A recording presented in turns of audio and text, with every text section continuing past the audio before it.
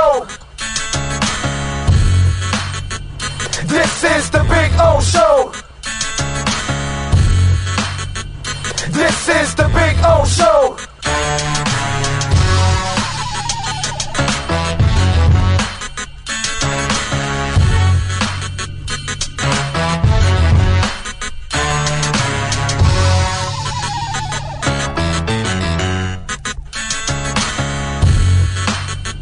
This is the Big O Show. This is the Big O Show.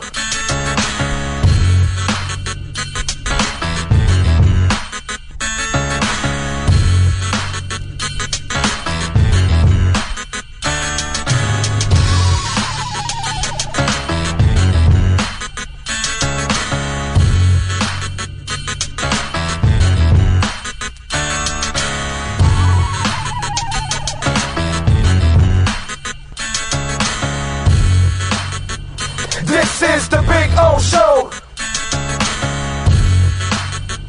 This is the Big O Show. This is the Big O Show. This is... There's no need to drive around South Florida wasting valuable time looking for a new or certified pre-owned Acura. Go to the #1 volume sales dealership in the Southeast United States. Craig Zinn's Acura of Pembroke Pines. Purchase with pace and space in a dealership tailored to your needs. From home buying to providing that personal touch. Contact the 2020 Satisfaction Award winner Craig Zinn's Acura of Pembroke Pines. 888-776-5123. That's 888-776-5123. Or visit them at 15601 Pines Boulevard in Pembroke Pines. Welton Rayom has more than 62 years of litigation experience handling insurance disputes. They're committed to resolving even the toughest insurance claims quickly. Call them for a free consultation. 954-966-4646. At Welton Rayom, they don't get paid unless you win. Property damage claims to your home, business, or condo as a result of a hurricane. Welton Rayom can help. Water, mold, fire, smoke damage, Welton Rayom can help. Call 954-966-4646.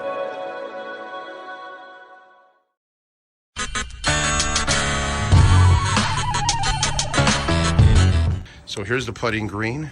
See? There you go. Got two flags. One is over there where Cutter's Edge Pro. It's not coming out now. Come on. Come on, wind. Give me a little wind. No, unfortunately. But there you go. And this one says Big O here. There you go. So there's my putting green. It's about, I would say about 25 feet, something like that. I get to practice, have a little fun. See? And then, of course, we got, the bunkers. Got to have the bunkers, man. Got all kinds of bunkers there. You know what I'm saying? So that's a taste of our backyard. There's Maiden right there. Maiden. Bono, how you doing, Bono? Bono. He's a Carolina dog, by the way.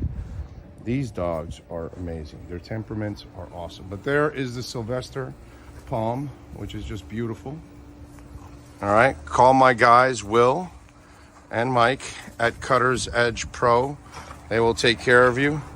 Dogs are not included, okay? Can't include the dogs. Those are mine.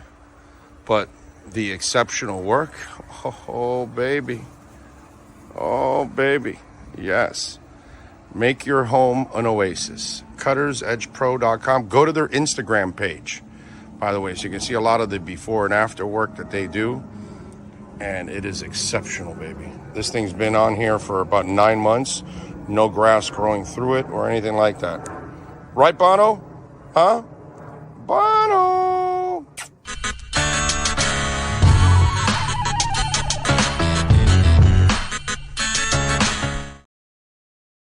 If If you're a Miami sports fan, then there's only one store to go to, and that's Caneswear at Miami Fanwear in Davie. They're your one-stop shop for all your Inter Miami CF, Canes, Dolphins, Panthers, and Marlins merchandise. They have hats, t-shirts, game day jerseys, and so much more. Located at 2511 South University Drive in Davie, and open 24/7 online at caneswear.com or intermiamiwear.com. Call them at 954-835-5597. Caneswear, the spot where Inter Miami and all Miami sports fans shop.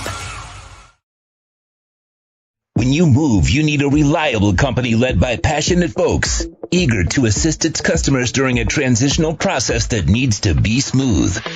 Call Essential Moving Experts at 844-368-5750 for all your local and long-distance moving needs. You can rely on Essential Moving Experts. Mention the Big O Show and get $150 off. Family owned and operated, they offer free 30-day storage, full-service moving, fully licensed, bonded, and insured. Moving was never so easy. EssentialMovingExperts.com.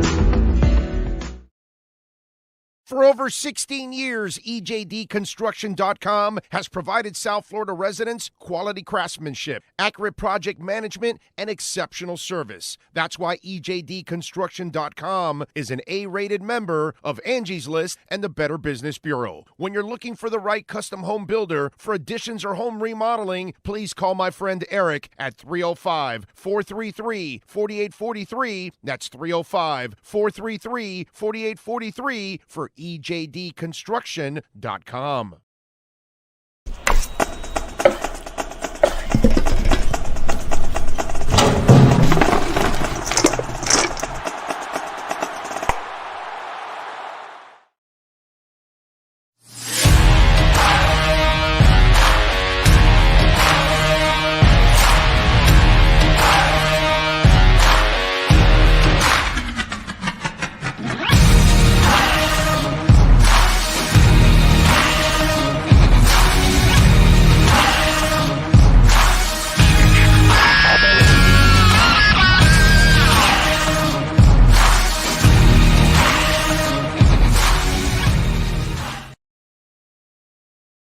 Statements or beliefs expressed on the following program by the host, guests, or callers are not necessarily the opinions of FantasyXS.com, Media Group Inc., ownership, management, sponsors, or website.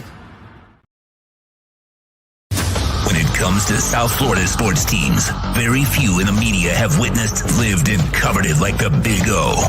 Let's start the program dedicated to your favorite South Florida teams with a passion that's unmatched. The Big O Radio Show is on. Here's the Big O. All righty. Good morning, boys and girls. Ready to rock and roll on a beautiful Tuesday. A Tuesday where we have more information. Yes, more information. And maybe we will share some of that information today with you all. Anyway, lots of stuff to talk about. We got some dates now, right? We finally got our hockey date, which good news. TNT is going to be covering the hockey game, and they're going to be covering the basketball. So they will be covering or carrying the Heat and the Panthers series. So they can't play them at the same time. We won't have that whole crap of one overlapping the other, which I cannot stand.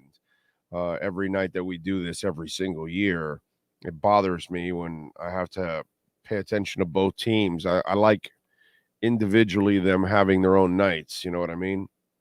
So I'm glad that that's going to happen. So starting tomorrow, we will have the Heat and the Celtics. And then on Thursday, we will have Panthers and Hurricanes. Okay, the Hurricanes. So I'm leaving to Carolina this evening. And then I'll be coming back on Thursday morning when the Panthers start the Eastern Conference Finals over there.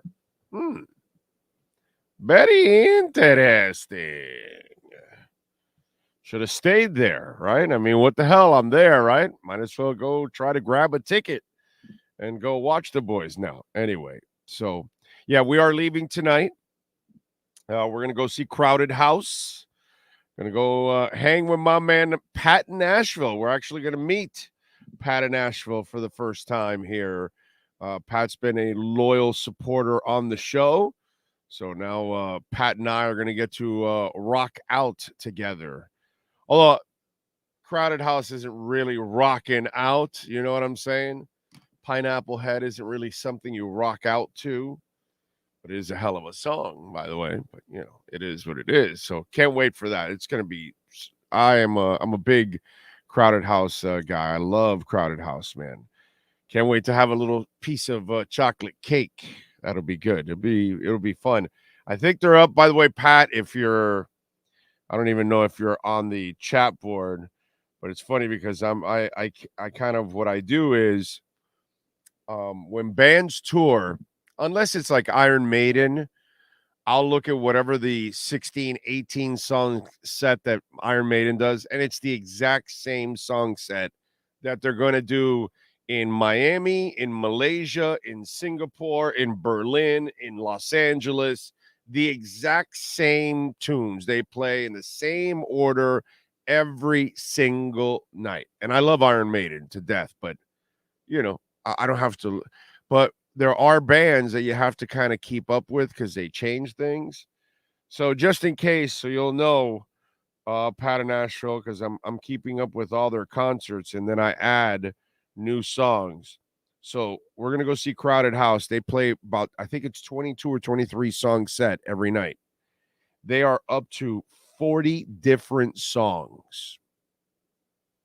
40 freaking different songs. So that's crazy. And if you're going on the Cure tour right now, the Cure is up to 35, I think it is. I believe, yes, 35 different songs right now.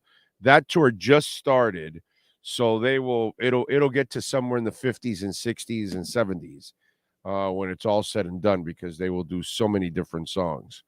But yeah. Yes, I'm having a show tomorrow. Yeah, I'm doing it tomorrow morning from the hotel in Raleigh. Hey, bro, I'm a fucking workhorse, bro. It's I don't mess around. So yeah, this is a regular week. I'm just sticking a concert in another state right in the middle of it. You know what I mean? I got all my flights around the show and everything. I fly out tonight. Okay. At 8:00, I fly out of Fort Lauderdale. And then I land in 10 something, I think it is, over in Raleigh. And then I get up in the morning. I'll do the show.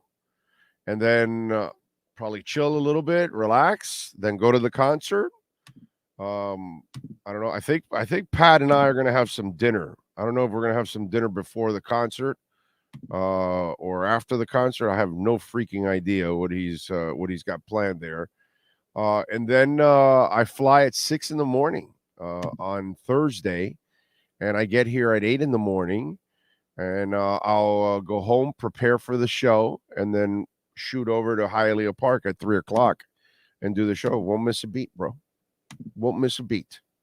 You know? So I put everything in a way where it doesn't affect anything that I'm doing.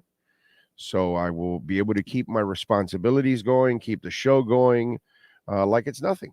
So it's like a regular work week, except I'll be in Raleigh, North Carolina, for 36 hours, and then I'll be back.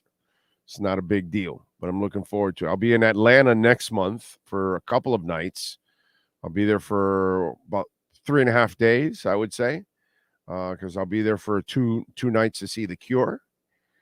So any of you out there that live in the Atlanta area, anybody that lives in the Raleigh-Durham area, reach out to me, man. Love to meet any of you out there that listen to the show or are locked into the show somewhere in the North Carolina area. Well, at least the Raleigh-Durham area, of course. If you're a little too far, then.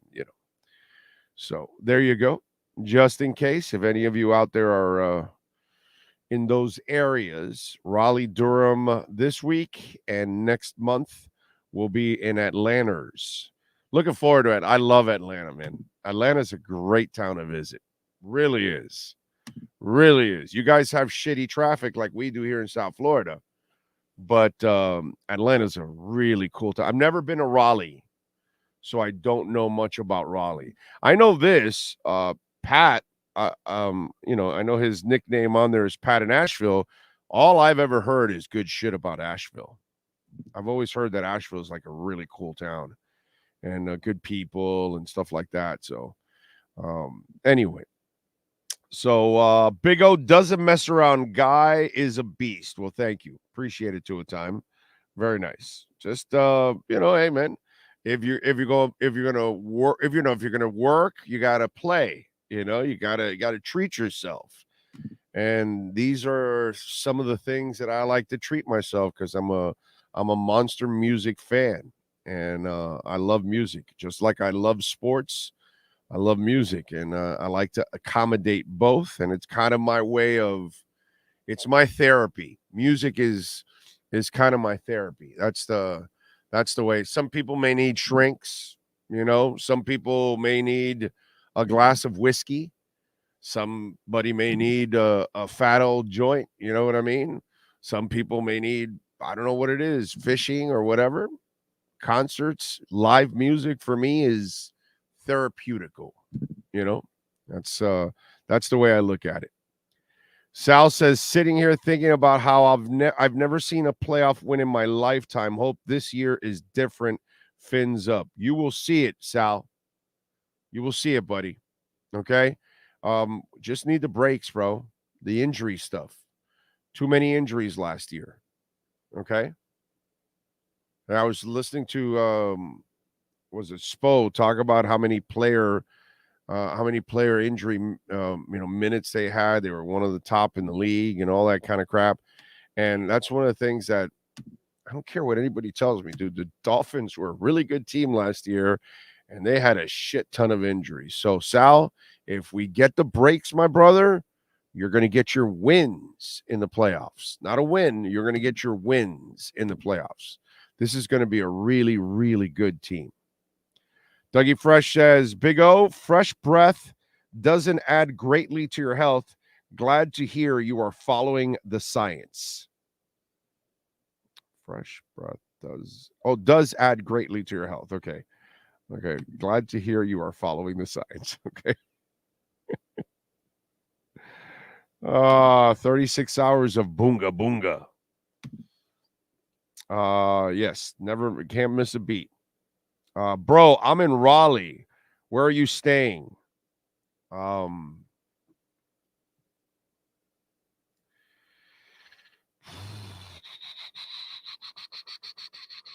the name of that damn hotel?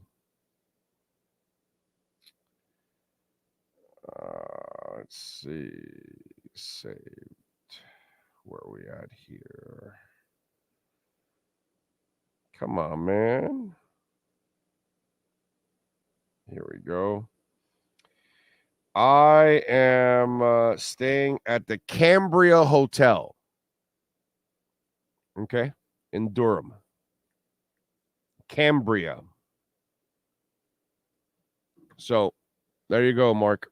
Is it Mark that said it? Yeah, Mark, I'm in There you go. That's the name of the hotel. Cambria Hotel, Raleigh. It's close to the airport. That's where I'm at, my man. So you are more than welcome to come on by. What else do we have going on? Brady Jackson says I'm in Raleigh. Well, then, Mark, Brady, what's up, bro? Let's go. Told you what hotel I'm at. Come on by. And you got my Twitter, Big O Show. You got my Instagram, Big O Radio Show. You see it? It's all there on the it's on this side here. See, right there. Big O Show on Twitter, and then under that is Big O Radio Show on Instagram. So use the DM and tell me that you're going to swing by or something like that. You can swing by tomorrow after the show. Okay? So there you go. I'll go down in the lobby and meet you guys. So Mark and Brady, who else is in Raleigh? Mark says Asheville is the bomb. I've only heard good shit about Asheville, bro. I've kind of explored Western Carolina and Eastern Tennessee. I've been kind of exploring those areas just in case it might be, a little move down the line a few years from now. You never know. So those are kind of areas that I've been targeting and heard really good things about, those kind of areas. So, yeah. Let's see. Oh, you work so much. You sound like Jamaican family on the old show and living color, man. I got 4 jobs, man. I'm on break now. I'm going to my next gig. What's going on, man? You lazy. I got 8 jobs and all in the next 2 days. I used to love that segment. That was freaking hilarious. Lofi says Asheville turned to tourism big time. Well, I don't know about tourism or whatever, but people that like live there, visit, I've only heard good stuff about Asheville, bro. That's just one of those things. Gordon says you are a machine. Gordon, it's funny, right? Because you're powered by your family, you're powered by your passions in life. And when you're following your passions, it doesn't really affect you nearly as much. And sure, you'll, in a moment of, where it's quiet and things have slowed down, maybe you'll feel, how tired you might be and all those kind of things. But I still look forward every day to doing what I do this, you know what I mean? And talking and talking sports and sometimes life and whatever we do on this show sometimes, because we go a little bit off the beaten path from sports. Music's another one of those things that I just passionately follow. You know what I mean?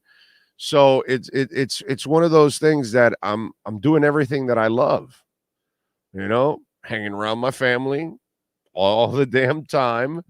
I watch sports all the damn time. You know what I mean? And I'm constantly listening to music all the damn time and reading up on it and all kinds of stuff and collecting music and things like that. So I think it's when you just go from passion to passion to passion and it doesn't feel like it's a job or it doesn't feel like it's something that, oh my God, I got to, hang out with this person today. You know what I mean? Like there are those men and women that they're probably married and they don't even want to be with each other. You know what I'm saying? So I think the pandemic brought that upon some people, right? That they were stuck together and they really needed their lives because that kind of brought the balance. There were people that didn't want to be with each other. You know what I mean? My wife and I aren't necessarily like that. We kind of would rather rig it to where we're constantly hanging around each other. So I think as long as you continue, if you're doing things that you're passionate about, I think that's what usually carries you. I feel. So maybe I'm a machine or maybe I'm just following my passion. That's it. Rajan says, my parents lived in Raleigh. Fantastic place. Great college town. Okay. Glass of scotch and live music. There you go, Carlos. That's a nice combination. I'm not really much of a drinker, but there you go. I'm going to a show on Friday at the Ace of Spades in Sacramento to see Rivals with my daughter. There you go. Nice. Have you seen Rival Sons? NorCal, Rival Sons. That is one of the better young bands in the country. They have about 5 albums. I want to say Rival Sons. And really good band, dude. Really good band. Anyone under 35 is a serious fan because they have not witnessed any Dolphin greatness in their lifetime. At least I was around to see Marino dominate, even if he did not win. No, you're right. I've said that too. Young fans are pretty special. Yeah, Brian, I saw that Peacock is getting a playoff game. You pay the money, you get it. Chad says, I will be 35 this year, Carlos, and I am a diehard fan. Bleed orange and aqua. Been rough, but thank God for the heat and the 2 Marlins gave us. Yep. Weapon X United. Where you been, my man? Good to see you. And thank you for the love in the super chat. He says, see you in Atlanta. Oh, I'm going to the Cure concert as well. Hope to see you there. All right, I'll be there both nights. So let's get together somewhere there before the concert, have a beer or something, dude. Okay? For sure. Looking forward to that. So you've never been to the Biltmore. Need to take the wife there for sure. The Biltmore. What are we talking about? Is that like the Biltmore here in Miami? Is that what you're talking about? Or is there Biltmore somewhere else? Or what is it? A lot of homeless in Asheville now and drugs. The scenery is beautiful, but explore the outskirts of Asheville. I think there's homeless everywhere, dude. I think that's it might be a bigger problem in Seattle than in Asheville, but I'm not surprised that there's homeless in Asheville or in Tallahassee or in Miami or in Tampa and California, all over the damn place. And you know what I'm saying? I'm sure it's more prominent in certain parts of the country than others, but I think that's a problem all over, my friend. It really is. I just think it's just one of those, unfortunately. It's sad. It's really sad. How did you become a Dolphins fan? Well, I'm born and raised here. My dad was a Dolphins fan, and that's all I know since I was a kid. I grew up with those 70s teams winning the championships. Those were I was 6, 7, and 8 when they won when they went to the Super Bowls or won the titles. I was 6, 7, and 8. So it's that's kind of what I grew up with. You know what I mean? So I've been a Dolphins fan forever. Ragin says Rival Sons is one of my favorite current bands. Well, you got good taste, Ragin, because Rival Sons kick some serious ass. Willie is in the house in Columbia. He says, Big O, the best sports talk entertainment. Thank you very much. Too bad you aren't catching the Panthers game live as well. No, I know. But that would be a pretty penny to pay for a ticket there, I would imagine. My girlfriend can never say I'm not loyal. I'm a damn Finns fan, 20 years old. And if you stay with her long enough, you have to look at her and say, I'm here with you, ain't I, sweetheart? So I'm pretty loyal. That kind of stuff. Pat in Asheville says, oh, I don't drive in Raleigh much, but I imagine that you want to be in Durham before whatever rush hour Raleigh has starts. Pat, I have no idea what the fuck I'm doing. Okay, bro, I just got a hotel, and I figure I'm just going to get an Uber to the concert and back. That's it. I didn't even rent a car or anything because they've got the free shuttle from the hotel to the airport. So take me to the hotel, take me back to the airport, and I'm off and running. So I have, I think I checked out the address from where it's at. It's like a, 15, 20-minute drive or whatever. So I'll take an Uber there and back, something like that. Unless one of you guys want to take me to the concert tomorrow night. Okay? So, Pat, you want to take me to the concert and pick me up? Or Mark or any of you other guys out there that live in Raleigh, you want to pick me up? Take me to the concert? That'd be great. That'd be fantastic. I don't have to take an Uber. Be very nice. So I have no idea what rush hour is, where I'm at, what I'm doing. I'm just flying in, going to a hotel, sleeping, waking up, doing the show, and then I guess so what you're telling me is I should take off on the Uber like a couple of hours before the concert? I don't know. You're going to have to call me later and tell me. So, Biltmore in Asheville is beautiful in October. Okay, well, I'm a couple months early. Oh, man. What do you rank this Dolphins roster since you've been following them past decade? This is the best roster you've had since the early 90s. How do you like them apples?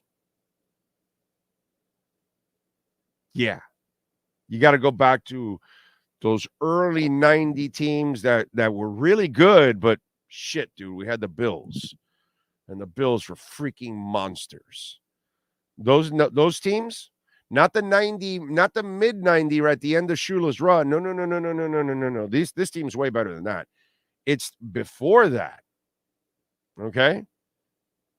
Those teams, like the 92, 93, this is the best team since those teams. It's a long time, folks. That's 30 years ago. That's why I laugh at the people that say, oh, well, no, this Chris Greer guy's still not going to. Well, he's got to solve that offensive line. But then the big picture, you know how we talk in crypto, I always tell you, don't look at micro, look at macro. Okay, so wait a minute. This is the best team you've had in like 30 years. This is the best quarterback you've had since Marino. This is the best offensive mind that you've had since Shula. Like, what are you talking about? It's a pretty damn good team. So this is a really good Dolphins team. Really good Dolphins team. And by the way, folks, it was a pretty good Dolphins team last year. They suffered injuries, like a shit ton of injuries. Their entire defense completely changed after you got your secondary completely ravaged. You had one guy healthy, Holland. That's it. Poor X. That dude, and props to him that he stayed out there on the field when he probably shouldn't have. But that guy was maybe 60, 70% last year. And then the rest of the secondary was gone, and their backups were all gone. So that changed everything on that defense. You no longer can be the defense that you wanted to be. And so now you had to play with the defense and try to do it, and whatever, you got by. But, you know, and then the Tua stuff, and then the injuries on the offensive line, and injuries just all over the damn place. It was too many injuries. And having said all that, they took the Bills to the brink. I don't give a shit what anybody tells me. This is one hell of a team that you've got here right now that they put together. They just need a little luck. That's all. Just as Paul McCartney and Wings would say, with a little luck, you know, we can make this whole damn thing work out. Okay? Just a little luck. That's all they need. Panthers got some luck, right? Couple pucks bounced their way. A journeyman goaltender four-stringer for you. Because basically, that's what Alex Lyon was, your four-string goalie. Saved your ass in your season. Shit went your way. The Heat, Giannis Antetokounmpo gets injured, opens up the door. You split to open up the series. Now you've opened up the door. Here you are. Then you play the Knicks, who aren't necessarily really anything special. You know, Miami needs a couple of those kind of breaks. That would be nice. I'm not even asking for that. I'm just asking for them to stay healthy. But it would be nice to get a couple of breaks, man. Would be nice. Really would be nice. That's all I'm asking.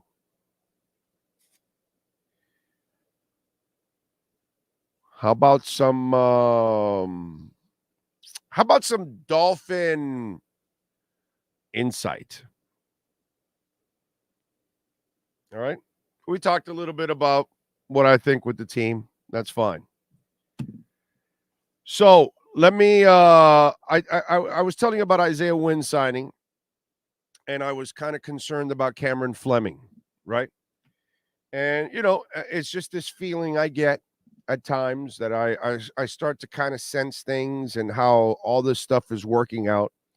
And so yesterday we got walloped with, you know, not just the signing of Isaiah Wynn, but then Cedric Ogebuchi or Ogebuhi, or I don't know how it's pronounced. The guy that's been on 67 teams, and there's only 32 in the NFL. So this tells me that something's up with Cameron Fleming. Like, it's not happening at all. Because Isaiah Wynn's getting paid $2.3 million, 2.7 with incentives. I don't think Cameron Fleming's going to get much more than that. Maybe 4, maybe 3.5. I don't think you're going to go into the 5, 6, 7 range for Cameron Fleming for a swing tackle. Something's going on there.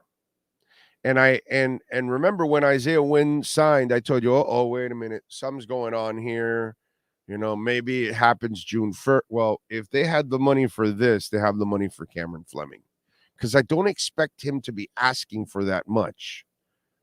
So then that tells me that he's asking for maybe that much.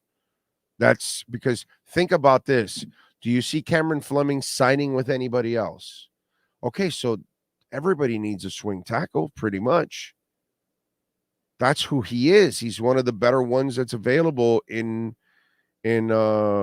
free agency.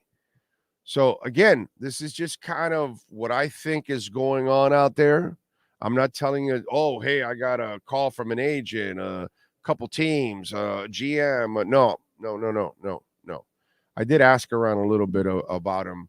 I actually called another buddy of mine that's a personnel director, a college director of scouting. And he told me that at the moment he is, how did he put it? He's in another ballpark, I think is what he said. Or he's in another state. And so all of a sudden now, you paying this guy 2.7 max with incentives if he can reach him. It's $3 million. And Isaiah's had a lot of injuries. Now, it's what Poop says, on, off, on, off. This is supposed to be the on year, not the year he has all the injuries.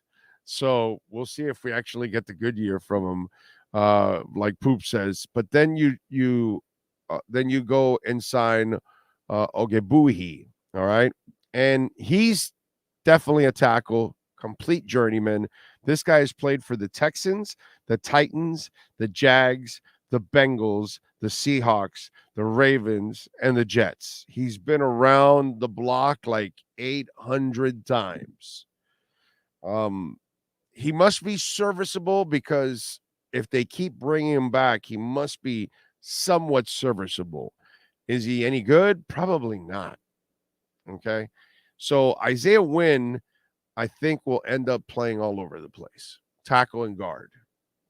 Okay. He's probably going to help out all over the place, is what's going to happen, because they need kind of help all over. So I think this guy will be a swing tackle / guard when it's all said and done. And Cedric will probably compete with all the other guys to be a backup tackle, on this team. But the Cameron Fleming signing is, I don't see him signing anywhere else. You're running out of money and cap space. Not everybody's going to have the cap space. Less money will be available. This tells me now, when I saw the money this morning with Isaiah, I said, okay, then Cameron Fleming and his agent are waiting for an injury or waiting for desperation from somebody. And here's the thing that, this is me putting all this math together. When you watched Mike McDaniel and Chris Greer the other day do their press conference. Oh, and by the way, the other one with Marvin Allen. At no point have they shown you any kind of desperation about offensive line. They're not scrambling to go get another guard, and they're not scrambling to go get another tackle and all. And I keep telling you this, okay? I've told you this from the get-go. The people in the building, they're not even close to giving up on Austin Jackson. They're not even close to giving up on Liam Eichenberg. No matter what you think and I think. Okay? Because I've told you this over and over again. While neither guy has convinced any of us. Okay? And I'll tell you that I saw some progress from Jackson in training camp. Now, Eichenberg, I didn't see it. And yet they tell me, oh, you don't know what you're talking about. He was making progress.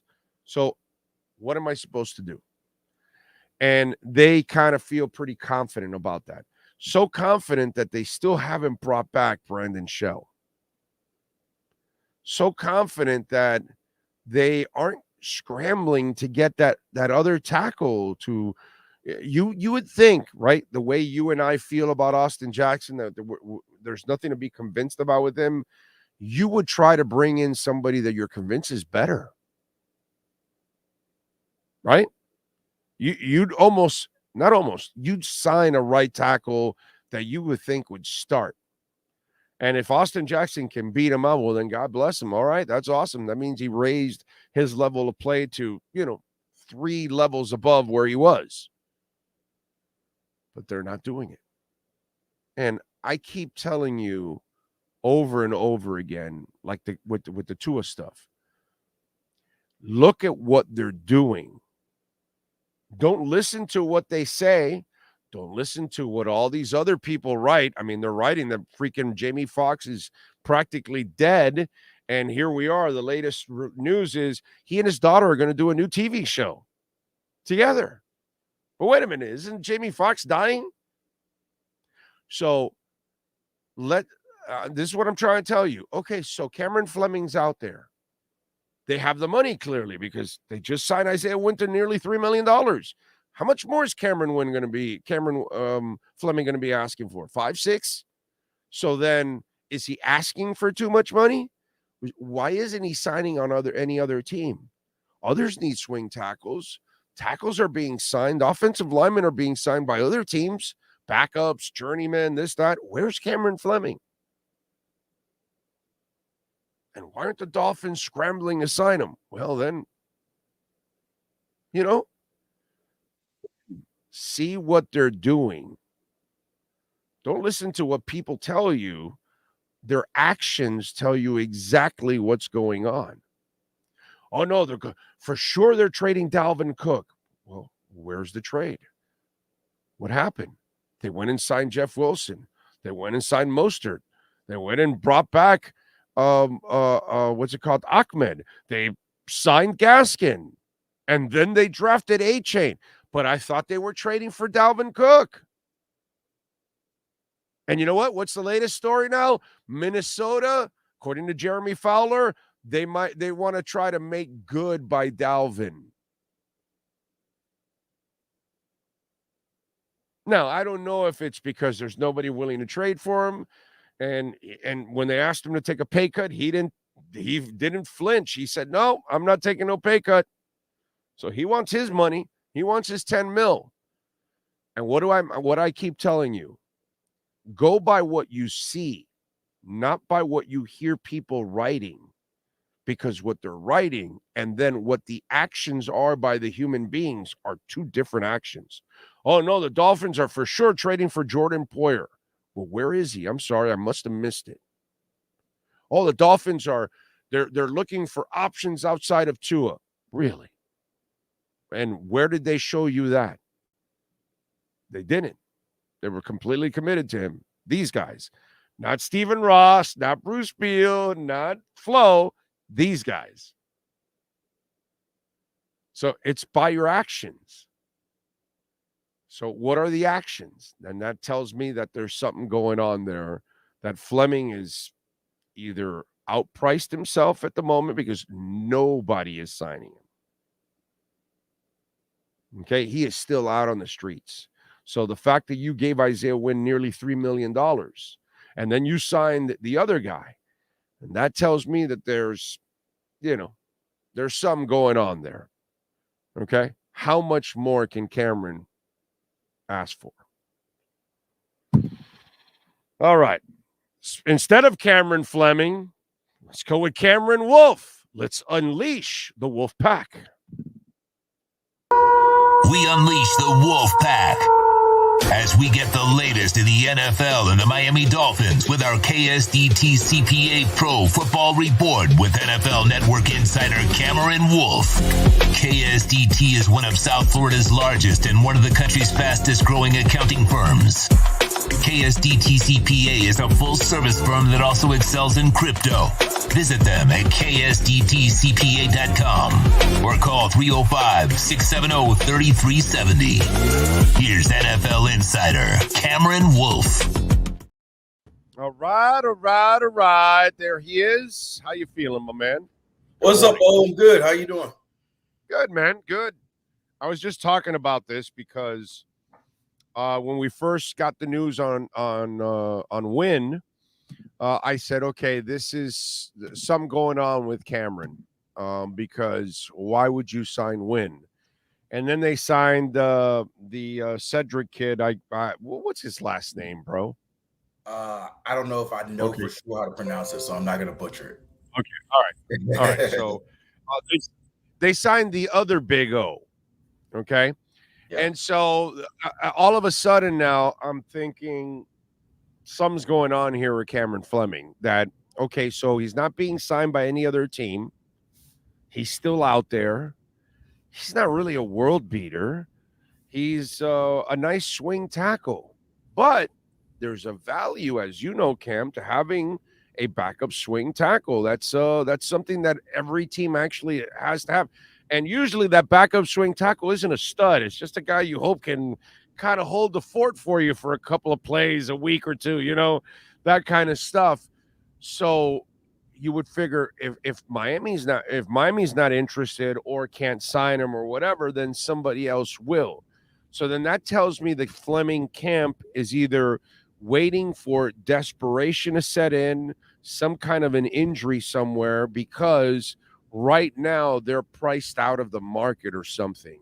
Because by now, if you haven't signed, and as you know, we're headed into the doldrums of the NFL season, because we're about to go into that dead period for a few weeks. And then when we come out of it, here comes training camp, and everybody's got their plan moving forward.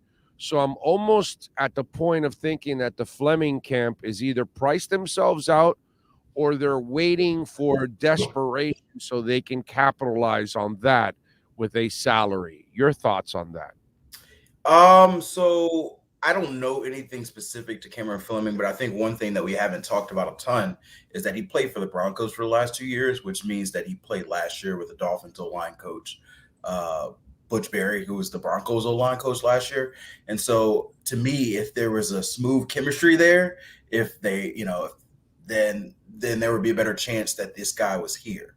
And so you got to wonder, did Butch see something in Cameron that he maybe didn't like? Did Cameron see something in Butch, vice versa? I think that's probably the first immediate thought there. The second thought is sometimes we value players differently than the front office does. People when you look at the street and you say Cameron Fleming's the best tackle, no guarantee the Dolphins or Butch Berry or Mike McDaniel views the same way. As far as Cedric, he played with the Jets last year, who runs. By the way, they view Eichenberg and Jackson differently than we do. Right, exactly. And so that's my first thought. A lot of times you look at what you know, you look at what you perceive or what you see in the media, right? The media always has like a top 100 rankings of free agency. And so you get excited when you see your team sign a top 25 player. Well, your team may view him a lot higher than another team. And so I think that's always perspective. I think the relationships and connections, like I mentioned, are perspective. And then another thing is scheme. The guy they signed, Cedric, I'm not sure how good of a player he is. I mean, he hasn't been recently, former first-round pick, but it's been a while since he's been a good player. But he was with the Jets, and they run a very similar scheme there previously to what Mike McDaniel runs. So if you're thinking about it from that perspective, the transition shouldn't be hard. If you're looking for a guy just to compete for a third or fourth tackle spot, I don't mind that spot. Isaiah Wynn, he's got a little versatility. Didn't play well in right tackle last year, but former first-round pick recently, can ideally play left or right tackle and has played guard in the past. And so gives you a guy who can compete with, Austin Jackson. You've seen him twice a year with the Patriots, so you ideally have a good idea of what he can and can't do. And, worst case scenario, if he loses the job to Austin Jackson, which I think probably would be their preference, he's a 3-position backup for you and gives you some depth, which you needed. And so, I don't think that's a huge deal. Like I said, maybe, he's training camp fodder, to be quite honest. We talking about Isaiah Wynn? No, I'm talking about Cedric. Yeah. I mean, there's no guarantee either of these, both of these guys on the roster. I think Isaiah Wynn will be on the roster in some capacity. Oh yeah, he makes the roster. Cedric, he competes for that 8th or 9th O-line spot. If he doesn't make it, I'm guessing there's not a lot of guarantees on that contract that hurts you. No, not at all. I think, but Wynn definitely makes the roster. I think he's going to play all over the place, tackle and guard. I think he's going to be a backup all over the place. I think we'll see him in camp playing at both tackle and guard positions. But yeah, it'll be interesting. Now the only good thing about Isaiah Wynn is he has a injury year and then he has a non-injury year, and that's how it goes on and off. And this is supposed to be the off. This is supposed to be the non-injury year. So who knows? Maybe. Yeah. Hey, it's like, remember, I don't know if you're a baseball guy, but for a while, the Giants used to have this even odd year thing where they would win the World Series, I think, in an even year, and they missed the playoffs in all odd years. It's like either or. Like, it's no ground. Mark Teixeira would bat like 180, 210 the first half of a season, and then the second half of the season, he would bat 290, 334. The rest of the way. And it was like that every year for him, So yeah, I hope you get the good end of it, right? But I will say, like, the offensive line to me, and I've told you this before, has been the biggest question mark for this team. I think you look at it and you say publicly, nationally, everybody always asks about Tua, right? And Tua staying healthy is probably the biggest difference on whether the Dolphins are a true contender or not. But the biggest, like, lingering question I have as far as like the roster is the offensive line. You've got a good spot in Robert Hunt and Teron Armstead and Connor Williams. Still some worry about the injuries with Armstead. The other two spots to me are very big concerns. And Isaiah Wynn gives you competition, but I'm not sure I feel tremendously better about that. And so they do, clearly, and we will see. Maybe they will be right. Maybe they will be wrong. But to me, that, the offensive line and Tua's health, which to me are related, are absolutely going to be the reason why we're talking about the Dolphins as a top contender in the AFC or disappointment in 8 months? Yeah. All right. Travis, by the way, is chiming in on the chat board there. And by the Wynn contract is $2.3 million. With incentives, it goes to $2.7 million. So no, there's no $5 million number here, and that's why I think the Cameron Fleming one. I think some tells me they want more money and they're holding out for some kind of an injury or some kind of desperation. Bryce Thompson, you expect him to take the job from Jalen Ramsey, straight from the XFL and the Seattle Sea Dragons? Is that what we're hoping for here? This is absolutely May conversation. I have never seen this guy play. I'm not going to lie to you. I could lie to you and be like, yes, this guy's going to take this. I literally saw the headline, came across the tracker. I have not seen this guy play. He could end up being a great Dolphin, or he could end up being cut tomorrow, and it would not shock me either way. We're just going to see. It's May. It's May. I have no idea. I was just Seattle Sea Dragons. All right. The problem with that is, you really can't laugh at this shit too much because sometimes it turns out to be a gem. That's why I was like, I can't dismiss it as a nothingness, because maybe we could be talking in 4 months and this guy makes the roster and is a contributor.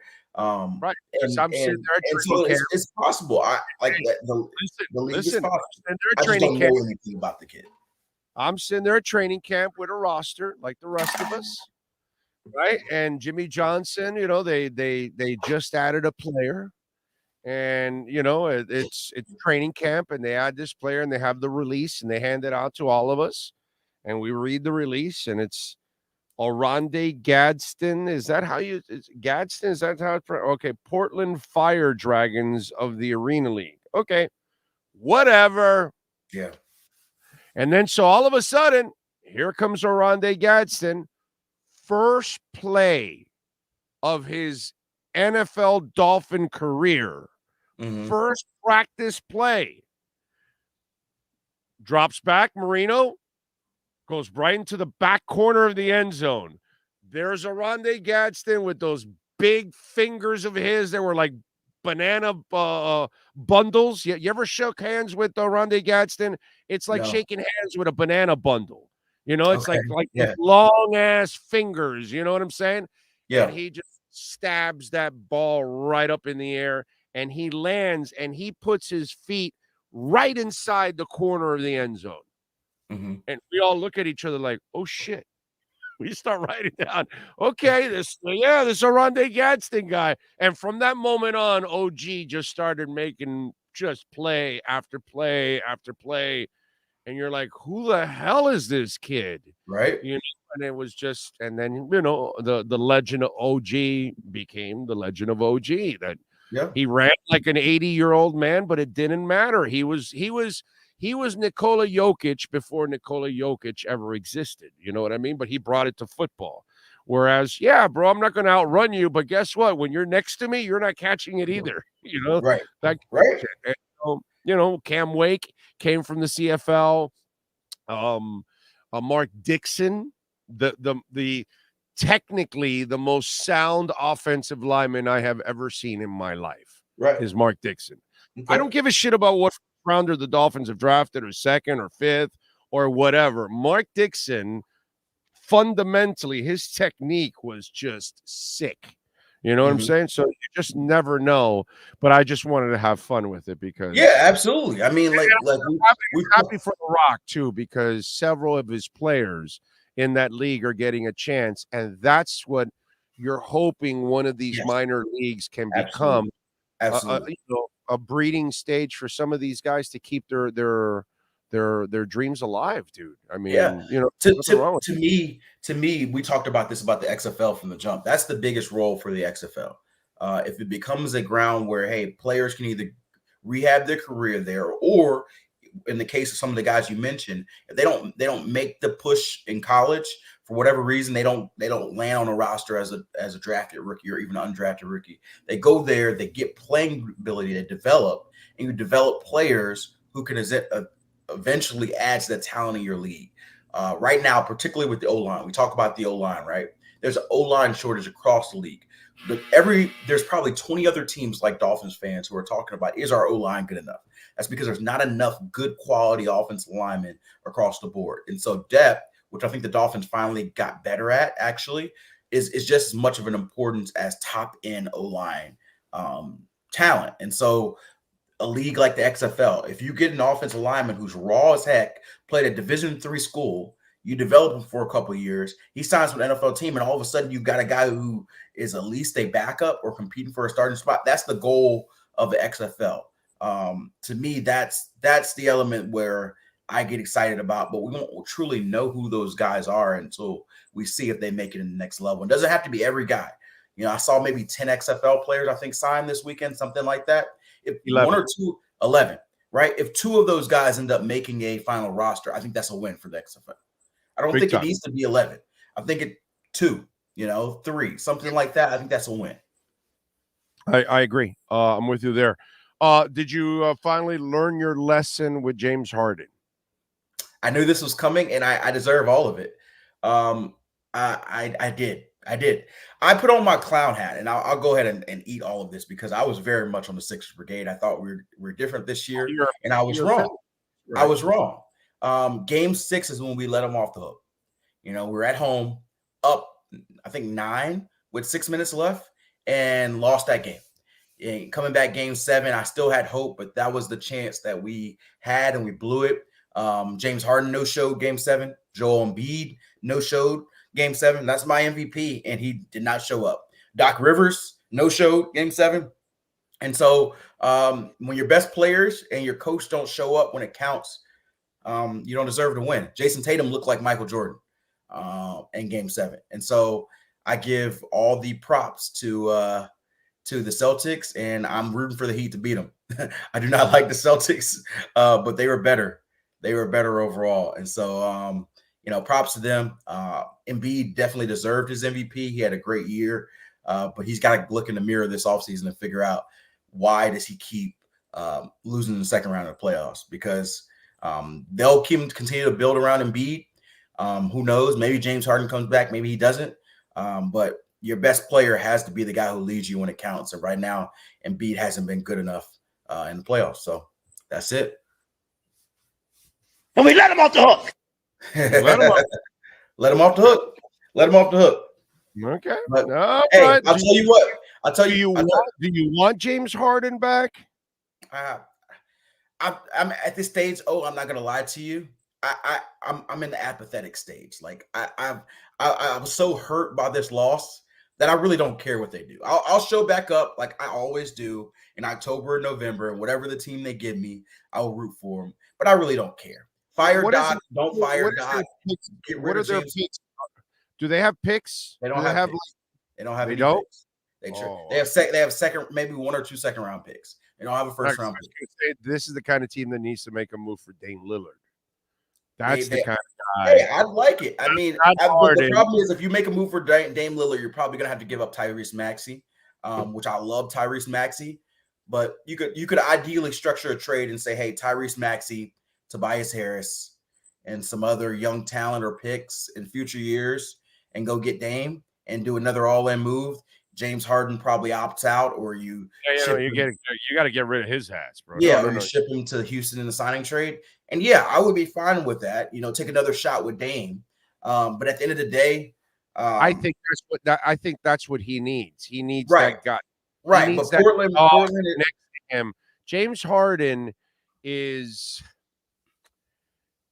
There's no doubt that the Lord gave him the ability to play, but he doesn't have that dog in him, that SOB.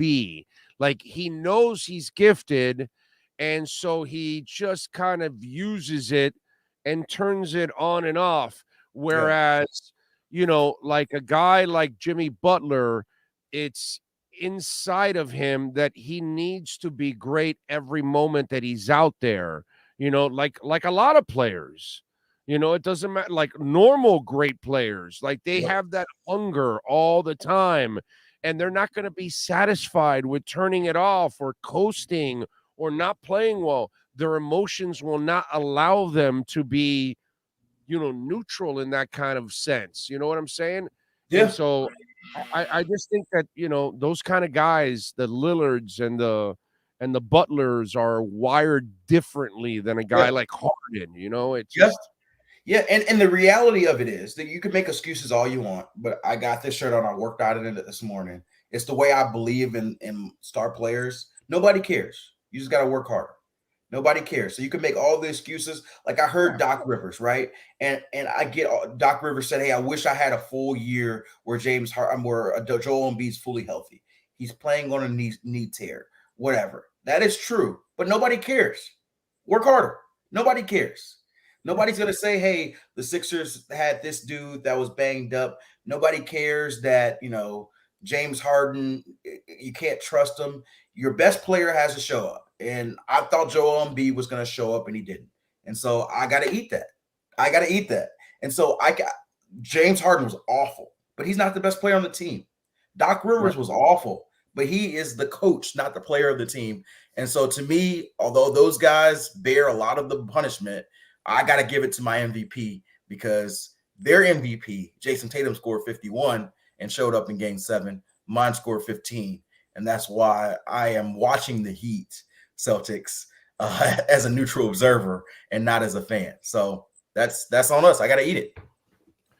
Le'Veon Bell looking to step into the ring to take on, is it Vontaze Burfict? Is that how it's pronounced? Yeah. Right? Something like that. It says, why are we looking to fight? Why not show everyone we can change the narrative? Let's show the world we can squash beef in other ways than boxing. Let's meet and compete on the golf course now. This is more May content. First of all, I've seen Le'Veon Bell in the ring. Le'Veon Bell in the ring. Second, Vontaze Burfict.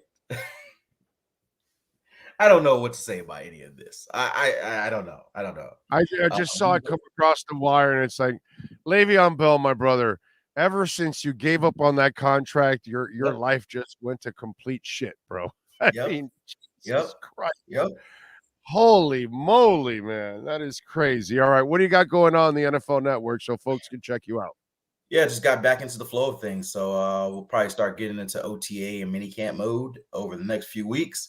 This is our light period. So I spent the week in Houston with my brother graduating, and now I'm getting back into the flow of things. So we'll kind of have sporadic coverage over the next, 3-4 weeks. We'll ramp it up for mandatory mini camps next month, and then we'll take our summer hiatus for about 6 weeks until training camp, and then it's full speed ahead. So enjoy this down period. I will, but we'll pop up content here and there on social. You going to Canton? Are you going to Canton? They haven't given us our schedules yet, so I'm not sure. So Right. we'll see. The Jaguars in that game, right? Well, I don't care about the game. I'm going up. I'm going up for a couple of days because of Zach. That's why I asked you. That's right. Gotcha. Exactly. Oh, I'm not sure. If I would go, it would be because I would be there as far as the coverage for our Hall of Fame game week. So if I was covering the game, I'd be there. If not, probably not. I know we do a Black College Football Hall of Fame game, but that's the week after. I think that's usually like Labor Day weekend. So I would either be covering the game and be up there or not for that week. Okay. All right. Sounds good. All right. Follow him on Twitter at Cameron Wolfe. And, of course, catch his work there at the NFL Network. And twice a week here, doing our thing with our KSDT CPA. Miami Dolphins and NFL report. Cam, as always, thank you, my friend. Appreciate you. All right, man.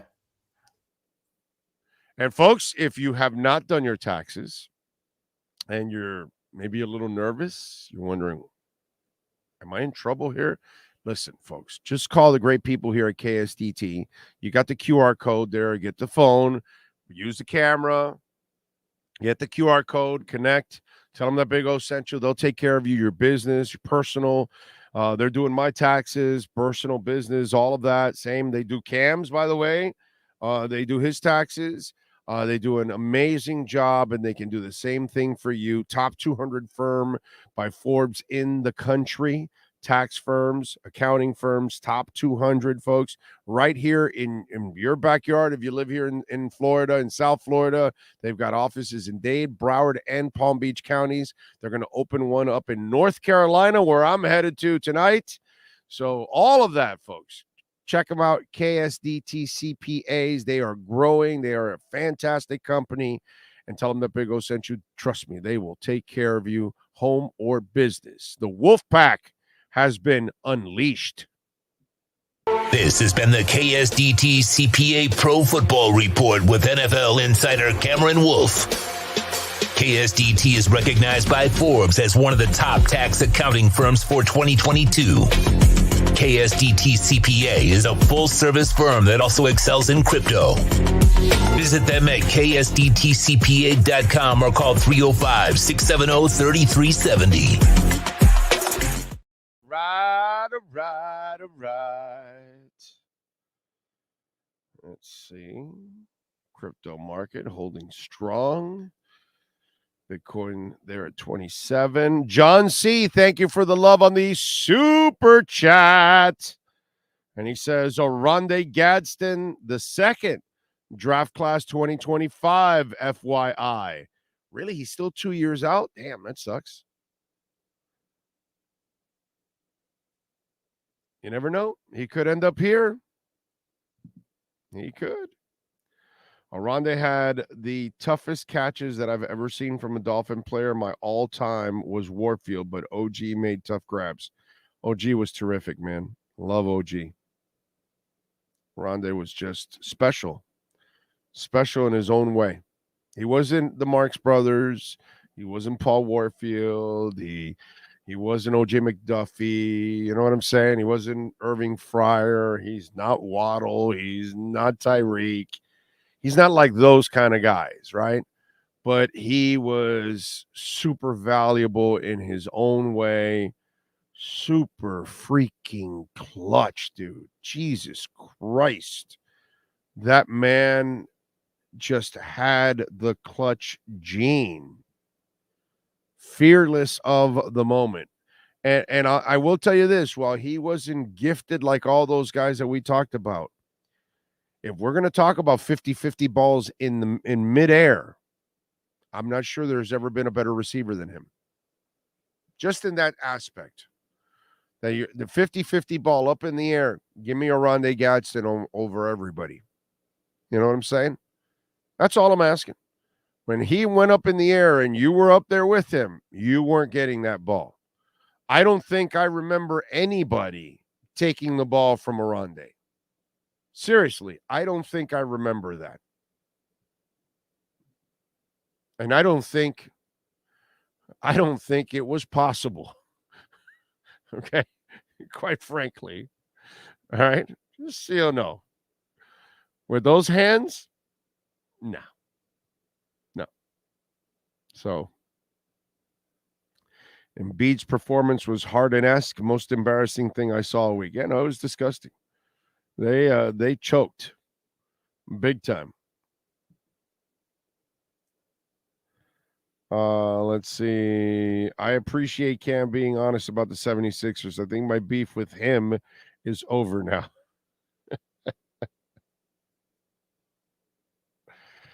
Let's see. The one-handed grab by OG versus the Jets will never be forgotten. Well, against the Raiders in the middle of the field. Like that. Like that. That's how he grabbed the ball. That catch. It was just, I don't know. Sean, could you search YouTube Rondé Gadsden catch versus Raiders? I wonder if we would probably get. Hey, by the way, did we get dinged for that little thing we aired the other day? We get dinged for everything, but it's been trimmed out, so we're good. No, the Dolphin one. We got dinged for it? Yeah, we got dinged for the background music that one time, too, by the way. So we can't play anything, bro. Like the NFL's all over us, bro. All over us. All over us, man. It's just crazy.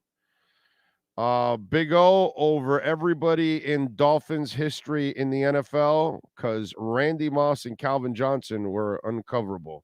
Did they play in the Dolphins? I must have missed that.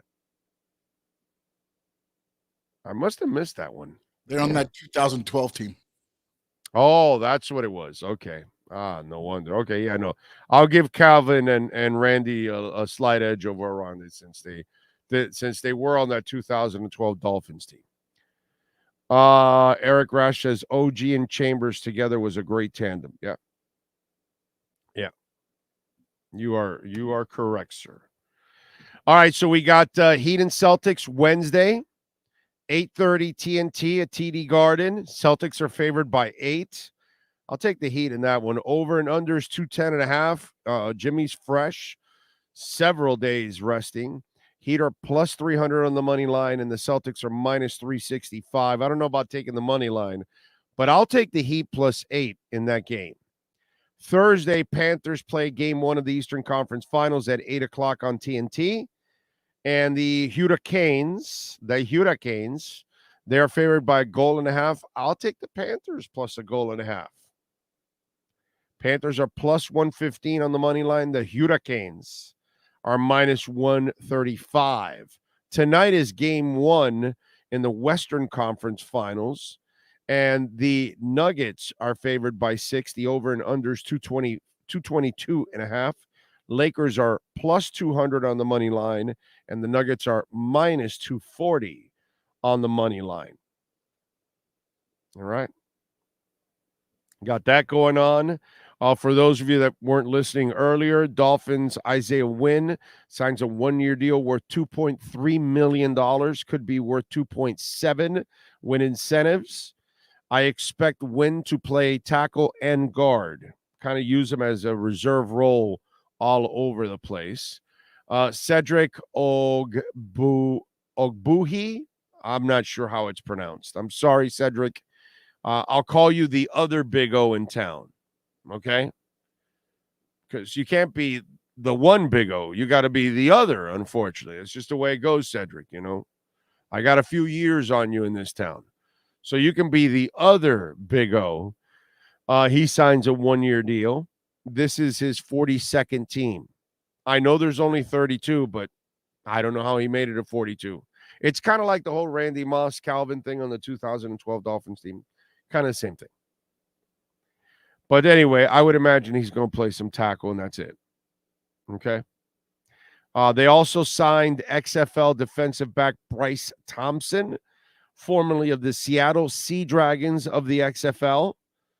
Was a pick with the Saints, not a draft pick, but was in camp with the Saints. He is 5'11", 190, has played mostly on special teams. We'll see if he can actually even stick onto a practice squad, much less earn his way up. We shall see.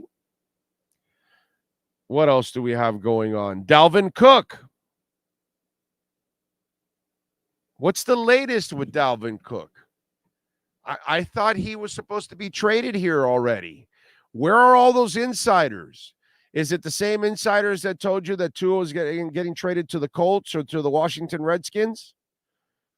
The same insider that told you Dalvin Cook was traded here? Is that the same insider that told you Jordan Poyer was going to trade it here? I'm just wondering. Is it the one that said that, like Josina Anderson, that they're looking for options outside of Tua? No, they're not. But you can make up whatever shit you want, Josina. Because that's kind of the way it goes nowadays. Let's make shit up and just throw it out there. Like Jordan Poyer, like trading Tua, like trading for, weren't they trading for Lamar Jackson also? We have such great reporters out there, people that really have insight on the team. You know what I mean? I get it when it's some of these, fans that they have a YouTube channel and then they all of a sudden, they think they have insight when they don't have any insight. But the funny part is there's actual people that like CBS and NBC and ESPN and this and that, and they're paying these people to lie on the air because they really have no insight. You can tell because they're really not breaking any stories and they're constantly wrong.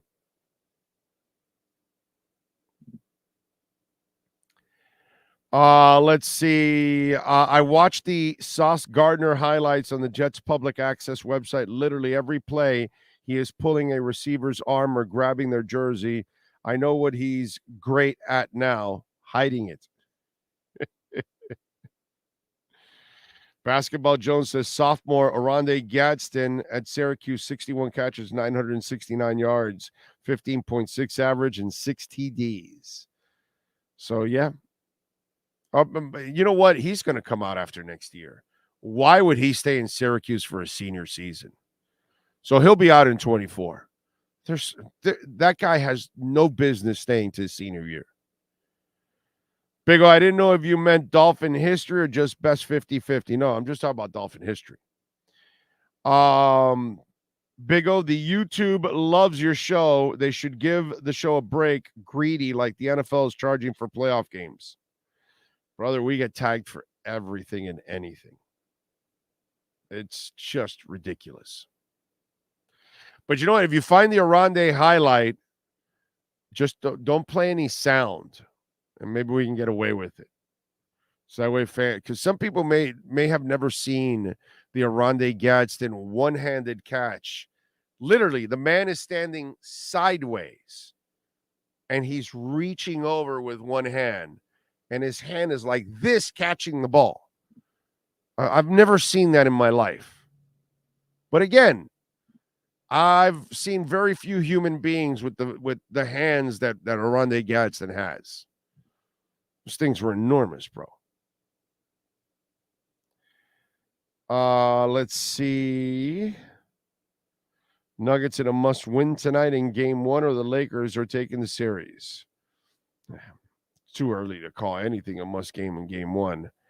Last year, the NFL was lighter on PI penalties. I honestly think that if Sauce had been drafted a year earlier, he would have had more difficulty.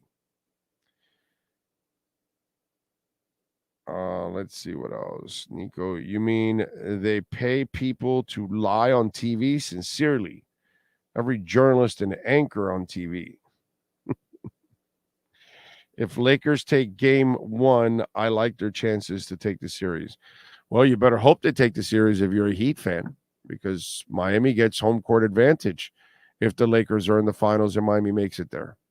That's the only team that Miami has a better record than. So they would get home court advantage. That would be pretty cool. Can you imagine? You barely get into the playoffs.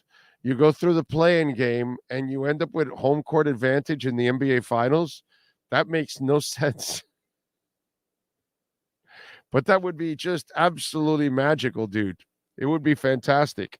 So I'm rooting for the Lakers, because if the Dolphins, if the Heat can pull it off and beat the Celtics, which is going to be tough. They really shouldn't. But the Celtics are a kind of team that they can open the door for the Heat. You know, yesterday you asked me to pick, and I told you Celtics in 7. But I'm not going to sit here and be shocked if the Heat won, because the Celtics, you know, they have that tendency of, you know, kind of flaking out at times. So it's possible. Don't forget, folks, to smash the hell out of the like button. By the way, Sean, did you see this Orlando group now at the Citrus Bowl is trying to lure the Jags? Now, it's not as simple, because one of the things that we all talked about, some of you brought it up, Florida Citrus Sports, an Orlando-based nonprofit event organizer, is pitching Orlando to be considered as the temporary home for the Jags should the NFL team need to relocate during their upcoming renovations to its current stadium. We'd love to have the Jags come down here and play, Florida Citrus Sports CEO Steve Hogan told the Sentinel. If they call, we're going to be all over it. NFL regular season football needs to be in Orlando. If we can't have our own team, then I think Orlando is the perfect market to help build your brand in. All right. So they could be forced to play home games elsewhere for the 25-26 season, because they've got to redo it. And the largest stadium in Jacksonville after that is the University of North Florida, with a capacity of 12,000. Now, along with Orlando, who is going to do whatever they can, the University of Florida has also confirmed to be in talks with the Jags to consider hosting home games at the Swamp in Gainesville. And, you know, after we had that conversation, I thought about this. For the Jags, as long as they don't mind that Florida played on the field the day before, possibly at least half the time, the field may not be in great shape. But for the Gators, if the Jags play on Sunday, the field has plenty of time to recover by the next week.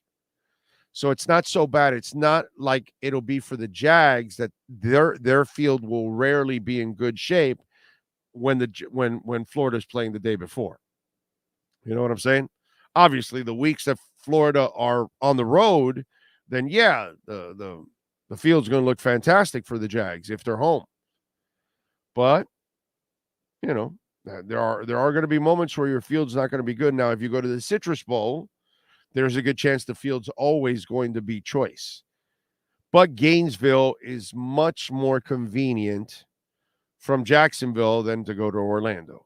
So, of course, that's understandable. And who knows? That Gator Stadium is probably better suited for pro football than even the Gator Bowl. Or, yeah, the Gator Bowl, right? It's still called that, or whatever. Camping World Stadium now, right? Yeah. So, Big O, the Lakers were 7 seed. They have a home court. No. They don't have the better record. It's not by seed. It's by record. If I'm correct, they have a better record by a game.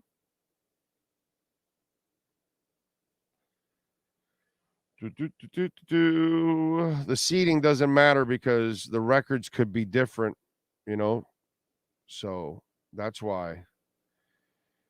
Miami is 44-38, and the Lakers are 43-39. So there you go. I was right.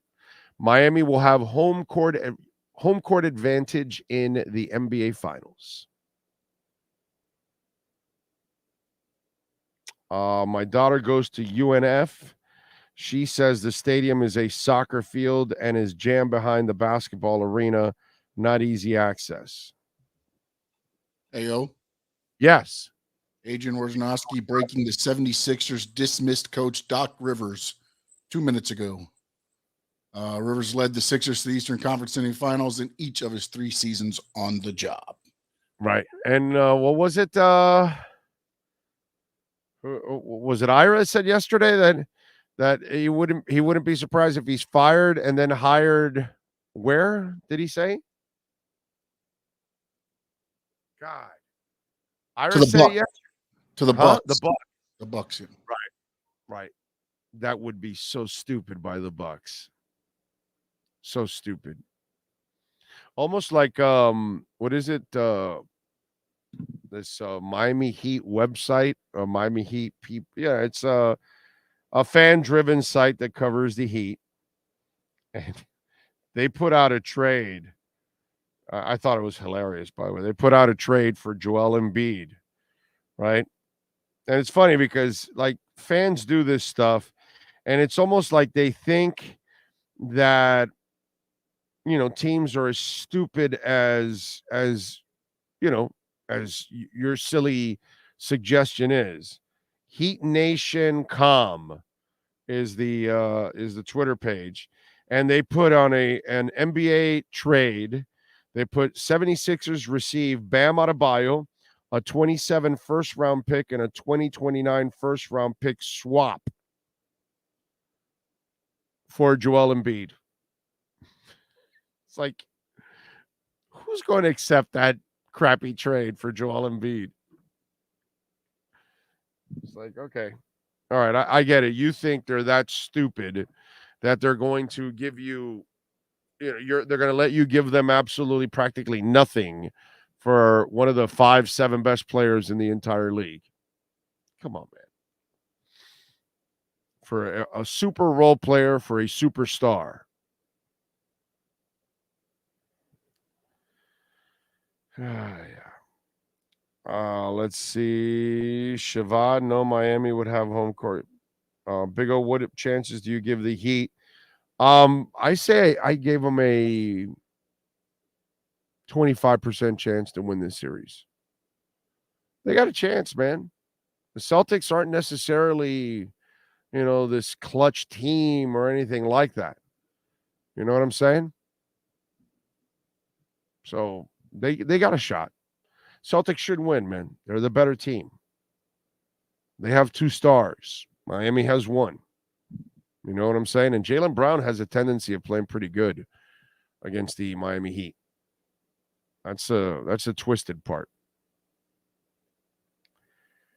Let's see. Embiid has to demand a trade to Miami. Yeah, that's not how it works. That's not going to happen. Okay. I know what you guys would want and all that stuff, but that's not reality. The Sixers are in total control, and they're not just going to give them away. Miami is not getting Embiid. Miami doesn't have enough to trade for any star. That's the problem that a lot of us have to come to the realization. What we have to stop believing is the BS that sometimes you're sold. Okay? And that's the problem. There's too much BS being sold. Big O, Joel and Bobby Portis fits our culture. Yeah, they fit, but Miami doesn't have enough to acquire any of that stuff. That's the sad part of it all. By the way, the Marlins are back in action tonight against the Nationals. Josiah Gray against Jesus Luzardo, 3-2, 3.38 ERA. Get back on track. How about this one?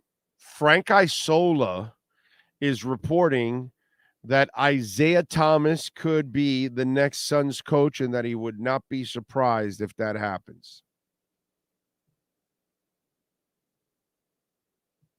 if you're the Suns, why would you want to hire Isaiah Thomas? That one makes zero sense to me, that you would want to hire Isaiah Thomas. So Isola was like, well, I wouldn't be surprised if Isaiah is their next coach. And that tells me that James Jones his days are numbered there. I don't know what's gone on with the Suns, but they were doing things the right way, and then all of a sudden now going in the wrong direction. Obviously, the move for CP3 was terrible because that guy just cannot stay healthy. And let me tell you, DeAndre Ayton, that was a bad contract. You just can't sign centers that were more suited for 20 years ago type of basketball. If your center is not a scorer, then he becomes a role player, basically, kind of like what we have here. And that's what becomes for DeAndre Ayton because he's not a guy that can score, from the outside is what I'm saying. It just can't, you can't live in the paint. You can't trade twos for threes. It just doesn't work. And that's the reason why, with Bam, that's his knock. That'll always be his knock. And it's not something we need to wait for or anything like that. It's never going to develop. It's who he is. Unfortunately, he's not going to go out there and dominate offensively, and neither is DeAndre Ayton. That's another bad contract that they tied themselves to. Reminds me a lot of the Heat in that sense that some of the bad contracts you've done, you're still able to accomplish a lot of things, but not everything you need because of that.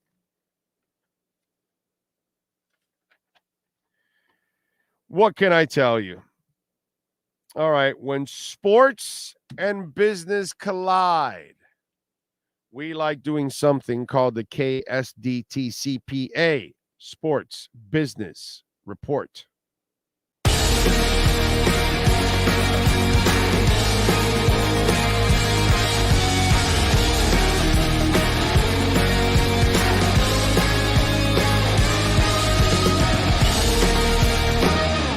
All right, the NFL creating more revenue streams for themselves as they're using another streaming service, putting on its playoff games exclusively on a digital platform.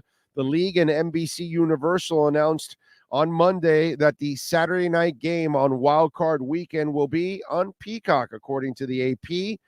The Peacock exclusive game on January 13th would start at 8:15 or 8:30 Eastern. The game will be broadcasted on NBC stations in the markets of the two teams, but it will also be available on mobile devices through the NFL Plus package. It will be preceded by a late afternoon playoff game on NBC and Peacock that will kick off at 4:30 Eastern. Subscription rates for Peacock are at $4.99 per month. We had our first season on Amazon this past year, and I think with the digital platforms, we're ready for live sports at scale. And the next step is to step into the postseason, says Hans Schroeder. Hans, where's Franz? Aren't you here to pump us up? We like the plan that Peacock and NBC put together in this case, knowing we're going to have a bigger audience and focused on having the widest reach possible across each platform. So now you are getting games, playoff games, moving over to platforms. I don't know how many of you have Peacock. I don't carry Peacock. So I guess I'm out. I don't know if I shouldn't say that, right? What if the Dolphins are that team? You think I'm not going to pay? Yeah. So I guess I'll wait till I have to pay. That's what I'm going to have to do. Oh, looks like the Suns owner is a meddling type. Might be difficult to find a quality head coach and GM if Jones gets fired. Yeah, no, it's well. The problem is if you really bring Isaiah over, he's the one that's going to meddle in personnel. I really seriously, if you're a Suns fan And Lisa, if you're listening, I'm sorry. But if you're a Suns fan, and you're hiring Isaiah, if there's any truth to that, I don't know if I want to continue being a Suns fan. Put it that way. Like if Mickey Harrison all of a sudden decided to hire Isaiah, oh my God, the rip job that I would give the Harrison family on that. The constant rip job that I would be giving the Miami Heat every single day if they did something that stupid.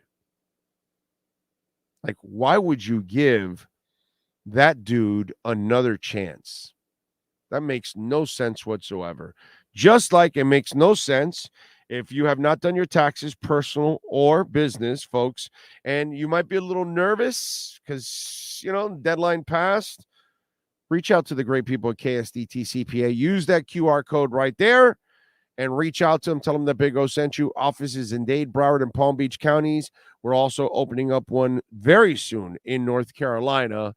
And check it out for yourself, ksdtcpa.com. That is your KSDT CPA Sports Business Report.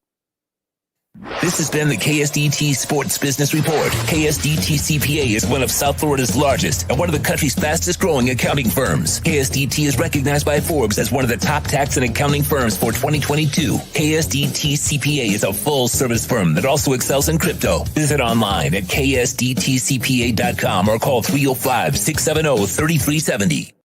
All right. Little music stuff today. In 1983, on this date, Iron Maiden released their fourth album, Peace of Mind. You know what I should find? I should go search for the cassette that I have of my recording of Bruce Murray and Steve Harris when they were recording Peace of Mind in the Bahamas. My stepmother recognized them in the hotel because my room back in the day when I was in high school, my room was like surrounded, with Iron Maiden posters all over the place. My favorite metal band. And so Peace of Mind was being recorded there in the Bahamas. It's not Criteria. Criteria was here in Coconut Grove, right? That one what's the name of the one in the Bahamas? Not Criteria. Or maybe it was. Somebody help me out with that. Anyway, so they were recording and so she noticed him, right? So she asked him, hey, my stepson's a big fan of yours. Would you mind talking to him on the phone? And they said, sure, no problem. So she goes to the hotel house phone and gets Bruce Murray and Steve Harris to talk to me on the phone for a couple of minutes. It's a funny conversation because I'm a 16-year-old kid. So I think I might have said dude like 80 times. I got to find it. But anyway, they released their fourth album, Peace of Mind, which got a lot of play on MTV with Flight of Icarus and Trooper. And it was probably the album that put them on the mainstream map for the first time. In 2010, on this date, Elf and Black Sabbath and Heaven and Hell singer Dio singer Ronnie James Dio died of stomach cancer at the age of 67 on this date. In 2010, in 84 on this date, Ozzy Osbourne was arrested in Memphis for staggering drunk down Beale Street. In 87 on this date, U2 started a 3-week run at number one on the singles charts with or Without You, the band's first ever U.S. number one. In 69 on this date, Pete Townsend of The Who spent a night in the New York jail after assaulting a man who jumped on stage during the show. He didn't realize the guy was a plainclothes policeman trying to warn the audience that there was a fire. Oh, God. In 66 on this date, the Beach Boys released the historic album Pet Sounds. In 1970 on this date, Crosby, Stills, Nash & Young had the number one album in the country with Deja Vu. In 2009, Bob Dylan, that is, He topped the charts with his 33rd album, Together Through This Life. In 98, Keith Richards fell in his Connecticut home while reaching for a book of nude art. He broke some ribs and caused the Rolling Stones to have to postpone their tour dates, that is. Trying to reach for a nudie picture. Shouldn't be doing that. That was karma for him. And by the way, for those of you that might be Iron Maiden fans, 13 facts that you may not know about the album Peace of Mind. On May 16, 1983, Iron Maiden released our fourth album, Peace of Mind, to celebrate the classic record's anniversary. Here are 13 things you may not know about it. Peace of Mind was the band's first album featuring Nico McBrain, who came from French heavy metal band Trust to replace Clive Burr, who left Maiden over personal and touring issues. And he is no longer with us. Rest in peace, Clive Burr. Maiden wrote the songs of Peace of Mind at Jersey's, England's Les Chalet Hotel. They rehearsed it at the hotel's restaurant. Number 3, Peace of Mind was recorded in Nassau, Bahamas, like I told you. Number 4, the record was Maiden's first to not be named after a song on the album. Instead, it's got its title from the lyrics Peace of Mind in the song Still Life. Number 5, the working title for the album was Food for Thought. Peace of Mind, Food for Thought. So I'll check out the rest after. All right, let's get to Manny Navarro and our Caneswear Miami Hurricanes report. If you're a Miami sports fan, then there's only one store to go to, and that's Caneswear at Miami Fanwear in Davie. They're your one-stop shop for all your inner Miami CF, Canes, Dolphins, Panthers, and Marlins merchandise. They have hats, t-shirts, game day jerseys, and so much more. Located at 2511 South University Drive in Davie, and open 24/7 online at caneswear.com or innermiamiwear.com. Call them at 954-835-5597. Caneswear, the spot where inner Miami and all Miami sports fans shop. The viewpoint, statements, or beliefs expressed on the following program by the host, guests, or callers are not necessarily the opinions of FantasyXS.com, Media Group Inc. ownership, management, sponsors, or website. Time for Canes fans to get what they want. Information, insight, and perspective. It's the Caneswear Miami Hurricanes Report with Manny Navarro, exclusively on the Big O Radio Show. Here's Big O and insider Manny Navarro. All right. I'm a little distracted here. Troy just asked me who's the greater artist, Prince or Madonna. I can't believe he even asked that. Prince played every instrument. Yeah. I mean, seriously. Jesus, come on, man. That's not even close, bro. That's like an insult to Prince. I think he might come out of his grave right now just to go kick Troy Ortiz's ass. Anyway. All right, man. Let's before we get into any of the recruiting stuff, because they did add a couple of players and all that good stuff. But let's get into this talk about the ACC, because we've gotten into it before, and the 7 teams that are whatever talking, raising a stink. We've talked about this. They're kind of locked into this deal. It's kind of an ironclad deal. So what's the rabble-rousing about now? Well, listen, this is basically these athletic directors getting together in Amelia Island this week and basically wanting to put the story out there. In between lobster steak and really expensive wine. Yes, go ahead. Yes, basically is what it is they reach out to national reporters and they put out what we've all known for months, which is every one of these schools in the ACC is trying to figure out a way to get out of that TV deal so that they can try to get themselves a new one. And Florida State and Clemson are leading the charge. Yes, the University of Miami is one of those 7 schools. But I heard about all of this stuff right before the Final Four when I checked in with my guys. And so this has been going on for months. Oh, this is nothing new. It's sort of coming to light because of these meetings that are taking place in Amelia Island. And these TV corporations are way too smart. Their lawyers are just absolutely elite. They're not going to let you out of a deal that they can make plenty of money off of. And if that deal's gotten to be a bad deal for you, well, guess what? That probably means it's a really good deal for the TV companies. So so what are we hearing? What's the deal here? It's just, is this all hot air? Well, I think it is because there's been a number of lawyers that have taken a look at this, and basically it's described as airtight, the way that it was originally drafted several years ago when the ACC network launched. So I think right now there's just a lot of frustrated school officials who didn't realize maybe what they were signing and the implications of it years later, that that there would be other conferences that are in a much better position to cash in, and that you'd have programs like Clemson and Florida State who wouldn't be happy with this deal. Those leaders at the time didn't have the foresight to make a good decision. This thing has evolved so quickly over the years.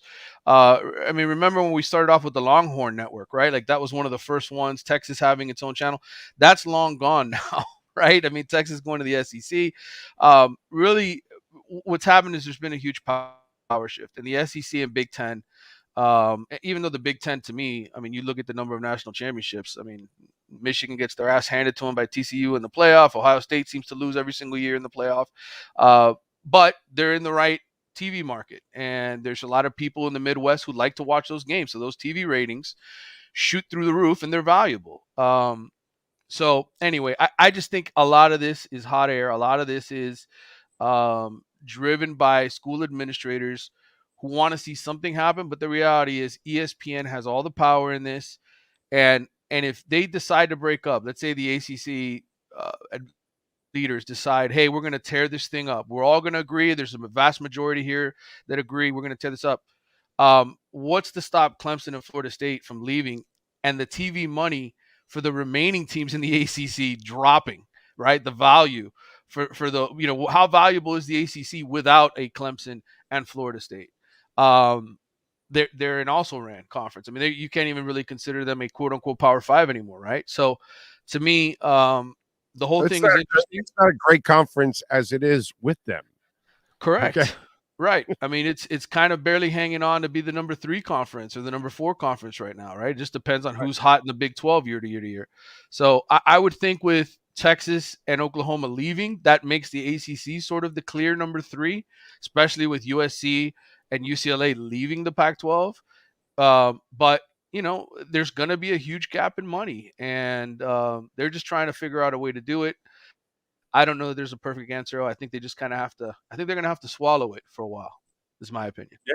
No, I know, and it ends when in 36 or something like that. 2036. Now I could see ESPN by the time we get to 2030, if there's a huge disparity where all of the best coaches in college football are simply coaching in the Big Ten and the SEC because that's where all the money is, right? Where they have overwhelming amounts of money to pay assistant coaches, coordinators, all that kind of stuff. Where there's a huge gap. Where maybe ESPN decides, well, our third best conference, we want to do something with them to help them become more competitive. But really, what's the reason? They have the SEC. The SEC is going to be a 16-team conference. They own those rights. There's no motivation for them to help Florida State and Clemson out. They would honestly prefer for them to stay in the ACC and make that next tier enticing. Right? They want that, right. They want that next conference that they televise on ESPN2 to have people tune into that too.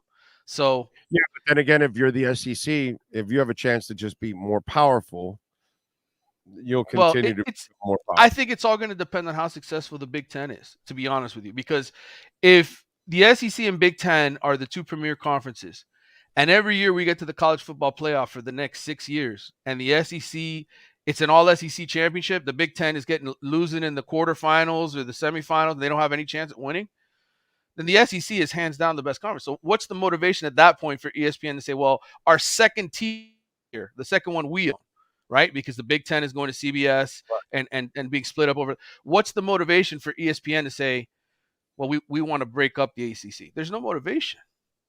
So that's where, to me, where it comes in is the Big Ten. Does the Big Ten need Clemson? Do they need Florida State? Do they need Miami in 3 to 4 years? Do they make that conscious decision? Hey, we want to steal these teams from the ACC to help our conference compete. That to me is the motivator. If you're Miami, you want to go to the SEC if you could, right? If you could, but I think in all honesty, I think Florida State and Miami are built for the Big Ten. And I know you're probably thinking, what the hell am I saying by that? Here's what I'm saying. The Big Ten, there's no state that they recruit talent from more than the state of Florida. I'm talking all these Midwest teams, they come into Florida. That's where they get the majority of their recruits. So it makes sense for them to have 2 teams in Florida, 2 teams in California to help them eventually as a conference reach the level where the SEC is. Wow. That's again, I don't think this is something we're going to deal with for years. And dude, it's only 20. I said 2030. I think we're about 6 years away. Before God, 7 years from now, and then can you even get out of it still at 30? And again, well, the price will be the price of the buyout will be down. There'll be a different level of desperation on the part of the Big Ten to help pay some of those exit fees. Right. You know, there's going to be motivation to get things done by then. And by then is when the other TV contracts are up, by the way, too. The Pac-12 and some of the other conferences will be renewing by then as well. So it makes sense that this probably will get pushed until then. All right. Recruiting wise, they've got visits coming in. They've signed. They had a big weekend. Yeah. They had a big weekend this past weekend. A lot of 5-star kids that are committed elsewhere. Georgia kids, kids going to Alabama, things of that nature. Ohio State. It's a tradition at Miami that you kind of have a bunch of quote unquote unofficial visitors that somehow end up hanging out at Mario Cristobal's house for a pool party, and you know, checking out South Florida and so forth before the official visit period begins in June. So they had a big weekend. A lot of kids here. Up the barbecue there during the pool party. Fire up the barbecue. You know, entice them, show them some of the NIL they could potentially be getting if they decide to come to Coral Gables. You know, it's a fishing expedition for Mario. He has a bunch of fish in his pool, and he's trying to reel them in from the pool. Please come to Miami. That's basically what it is. Okay. All right. Anybody that we should know or the fans should know that is? Well, there's a lot of good players. I mean, I could go over the list of names with you. You know, the guys that I think Miami has the best shot at of all the 5-stars and 4-stars that they had on campus. I think David Stone, who is a defensive end at IMG Academy, is originally from Oklahoma. He's been here 3 times unofficially. I think they've got a really good shot at him. I would say Ricky Knight is a cornerback from North Palm Beach. He's sort of uncommitted right now. I know that they're competing with Florida and for him. Jalen Hayward, a local, he's actually from Rockledge. He's a safety who's been committed to Georgia for a while. He's another name to sort of know. I think that's the kind of kid that could end up staying in state and not going away to Georgia. And part of this, too, is how much do these other teams want them? You know, I think usually if Georgia or Alabama really want you, odds are you're going to end up in their class. So I think part of this is, you know, do they want him or not? And can Miami swoop in with enough of a deal to get him? Okay. All right. Good stuff. Follow him on Twitter, by the way, at Manny_Navarro. Catch his work there at The Athletic. Manny, as always, man, appreciate you big time, my man. We will catch up later on in the week, my friend. All right, brother. Talk soon. Take care. Got it. Don't forget, folks, 2511 South University Drive in Davie. Go see Brett, Jeff, all the great people out there. You can catch almost anything and everything with a Canes logo on it. Tell them that Big O sent you. I promise you they will take care of you. And if you don't even live in town, or maybe you live too far away and you can't drive to Davie, go online at caneswear.com. And if you order over $99, you will get free shipping. And trust me, you'll find so many items. It's addicting. The place is just amazing, really. Brett does an awesome job. That's why they're moving again, a couple of stores down to an even bigger slot. Listen, they've been a sponsor of ours for years, And they started in a warehouse, and from a warehouse, they have grown and grown and grown, and they continue to grow. And they've done an amazing job there at 2511 South University Drive in Davie. If you're a Miami sports fan, then there's only one store to go to, and that's Caneswear at Miami Fanwear in Davie. They're your one-stop shop for all your inner Miami CF, Canes, Dolphins, Panthers, and Marlins merchandise. They have hats, t-shirts, game day jerseys, and so much more. Located at 2511 South University Drive in Davie, and open 24/7 online at caneswear.com or innermiamiwear.com. Call them at 954-835-5597. Caneswear, the spot where inner Miami and all Miami sports fans shop.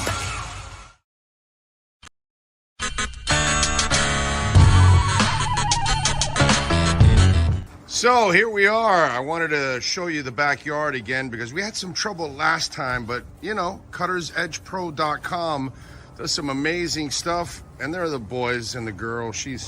They're having fun. There we go. Right, Maiden? Right, Bono? There we go. They're having fun. I'm having fun. Look at our Sylvester palm. It is beautiful. We got another one in the front yard like that. You can take your home and landscaping to the next level. And the artificial turf, look at that. Look at that. The two dinosaurs going at it, huh? Look at that. Gotta love the dinosaurs.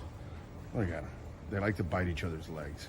That's what they do. They play with each other, and then they bite each other, and they piss each other off. It's fun. One is Bono, which is the one farther away from you, and Maiden. She's the girl right here. She's a badass. That's for sure. So anyway, see the flowers are coming out. Very nice. cuttersedgepro.com, folks. This big tree there will start budding that I'm showing you there soon. It'll have all kinds of flowers. I'll post another video and I'll show it to you. This is a backyard where everybody gets to hang out. Over there in the corner there, I put the barbecue and cook. So that way it's the farthest away from the house, you know. If I light myself on fire or somebody else, we're out in the corner away from everybody. There you go. So you can get some flowers coming out, which is a beautiful thing. And I swear by this artificial turf, it always looks phenomenal. I don't have to cut it. I don't have to water it. And so I'm saving a lot of money, hundreds and thousands in the long run, because I'm not watering or, of course, cutting the grass. And you know, here in South Florida, we cut the grass like every 10 to 14 days.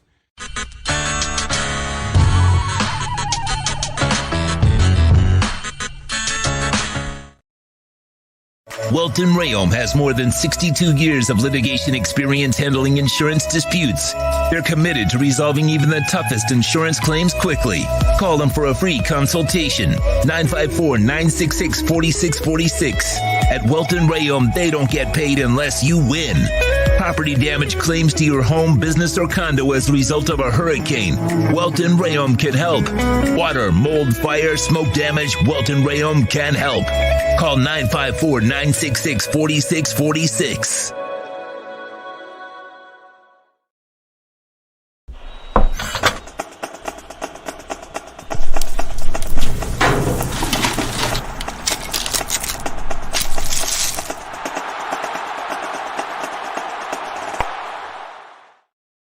For over 16 years, EJDconstruction.com has provided South Florida residents quality craftsmanship, accurate project management, and exceptional service. That's why EJDconstruction.com is an A-rated member of Angie's List and the Better Business Bureau. When you're looking for the right custom home builder for additions or home remodeling, please call my friend Eric at 305-433-4843. That's 305-433-4843 for EJDconstruction.com. When you move, you need a reliable company led by passionate folks, eager to assist its customers during a transitional process that needs to be smooth. Call Essential Moving Experts at 844-368-5750 for all your local and long-distance moving needs. You can rely on Essential Moving Experts. Mention the Big O Show and get $150 off. Family owned and operated, they offer free 30-day storage, full-service moving, fully licensed, bonded, and insured. Moving was never so easy. EssentialMovingExperts.com.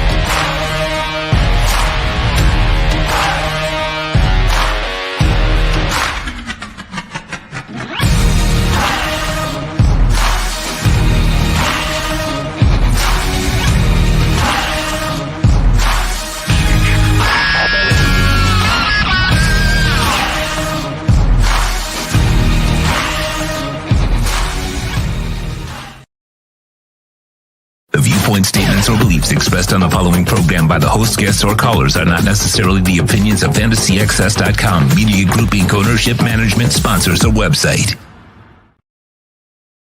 When it comes to South Florida sports teams, very few in the media have witnessed, lived, and covered it like the Big O. Let's start the program dedicated to your favorite South Florida teams with a passion that's unmatched. The Big O Radio Show is on. Here's the Big O. All right. Thank you all, as always, for tuning in. We're finishing up, we're starting hour number 3, I guess. It's kind of the way it is. Oh, man. Just answering actually some DMs that you guys have sent me on Twitter here during the break. Right. What else do we have going on? Let's see. Don't forget, folks, you can make a donation through Cash App or Venmo at Cash Big O Show. That is Cash Big O Show. And again, tomorrow I will be in Raleigh, Durham. I'll be there for a concert. If you happen to live in the Raleigh, North Carolina area, you see my Twitter right there, man. Twitter Big O Show, Instagram Big O Radio Show. DM me. And if you're going to the Crowded House concert tomorrow in Raleigh, or if you live in that area, I'll be hanging around there for about 36 hours, and then we are out. I'll get there tonight. I'll be there around 11 o'clock tonight, but I'm going to sleep. I got to, I get home. When I get to the hotel, I'm just going to probably grab something to eat. I don't even know if there's anything open at that time. But hopefully there's some right around the hotel, and then get in bed, and then do the show tomorrow morning there from the hotel. So we will be in Raleigh tomorrow doing the show. We'll do the concert, then we will fly back on Thursday in the morning, and then Thursday afternoon we'll be at Hialeah Park, hanging out and having some fun. Chad, thank you, by the way. It is Compass Point Studios in the Bahamas. That's where Maiden made the album. Thank you. Very kind of you, sir. Appreciate that. Because I know Criteria was here in the Grove, if I'm correct. What else did we have? By the way, just to finish up on Iron Maiden and Peace of Mind before Manny Navarre rudely interrupted us. The liner notes included an altar passage from the book of Revelations. It says, "And God shall wipe away all tears from their eyes, and there shall be no more death, neither sorrow nor crying, neither shall there be no more brain, for the former things are passed away." The second track on the album is Revelations, which, by the way, is my favorite song on Peace of Mind. On the back of the album cover, it says, "No synthesizers or ulterior motives." What else? Flight of Icarus was the band's first single to be released in America. Flight of Icarus uses the Greek myth of Icarus to tell a story of a teenager and their rebellion against adult authority. The track To Tame a Land was inspired by the 1965 sci-fi novel Dune. The Trooper was inspired by Lord Tennyson's poem The Charge of the Light Brigade. And when it came out, Peace of Mind became the highest charting album for the band. It peaked at number 14 and later certified platinum for 1 million copies. And one more. There is a hidden message in the song Still Life. When the song is played backwards, Nico can be heard making fun of actors John Bird's impression of Idi Amin, saying, among other things, "Do not meddle with things you don't understand." The band put it in there as a jab at critics who accuse their songs of being satanic.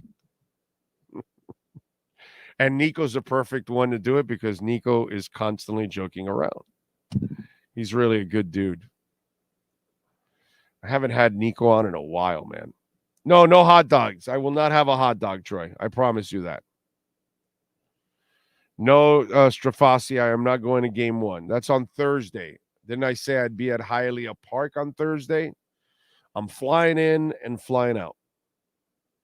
That's it. I'm going there strictly for the concert. And that's it. Nothing else. What did we got here? Okay, so we talked a little bit about the Dolphins early in the show, talking about the season and what I expect and what should have happened and those kind of things. We talked about that. We talked about Isaiah Wynn and Cedric signing, and I also told you how that affects, obviously, the signing of Cameron Fleming, or the lack of, or maybe it's not really happening at all. Okay. What else did we talk about? Well, the other thing that I wanted to talk about, I know there was one more thing on the Dolphins front we talked about, but the other thing I wanted to talk about with all of you out there on the Dolphins side is Dalvin Cook. I think I kind of delved into it a little bit. I think leading into Manny, but kind of didn't really get into it. Let me get into it now, because you have a lot of people out there that just throw shit out there. Okay. Did Miami have a conversation with Minnesota? Of course. Wanted to see where you're at. But they know where you're at. You want to trade them. Miami has no business, no interest whatsoever in trading. I've been telling you that for a while, that they're not really trading for Dalvin Cook, and they're not paying his salary. So if he wants to take a drastic pay cut to come to Miami, then he can do that. I doubt he's going to do that, because Minnesota asked him to take a pay cut. When they extended Madison, they asked him to take a pay cut, and he refused. And now there's talk that they want this. Let me read it to you here, what Jeremy Fowler put out there. There's not a clear-cut avenue for Cook to be traded at the moment. What exactly are the Vikings planning to do with him? Well, regardless, the Vikings are saying they want to do right by Cook, and they want to see him go to a place where he's happy. They're doing things that suggest they're done with the running back if the team releases him after June 1st or before, like how the Cowboys treated Ezekiel Elliott. He's on his own. And so that's kind of been the thing, that they say they want to do right by him, but you've got to find a trade partner. And Miami drafted a running back. So, again, Dalvin Cook wants to come here. I've been telling you, right? The only way it happens is if he gets released and they get to sign him on a really cheap deal. 3.5. Maybe they'll go to $4 million. I doubt it. But I don't think they're going to go much higher than that, dude. They're not going to be giving up all that money because they've got 3 other running backs.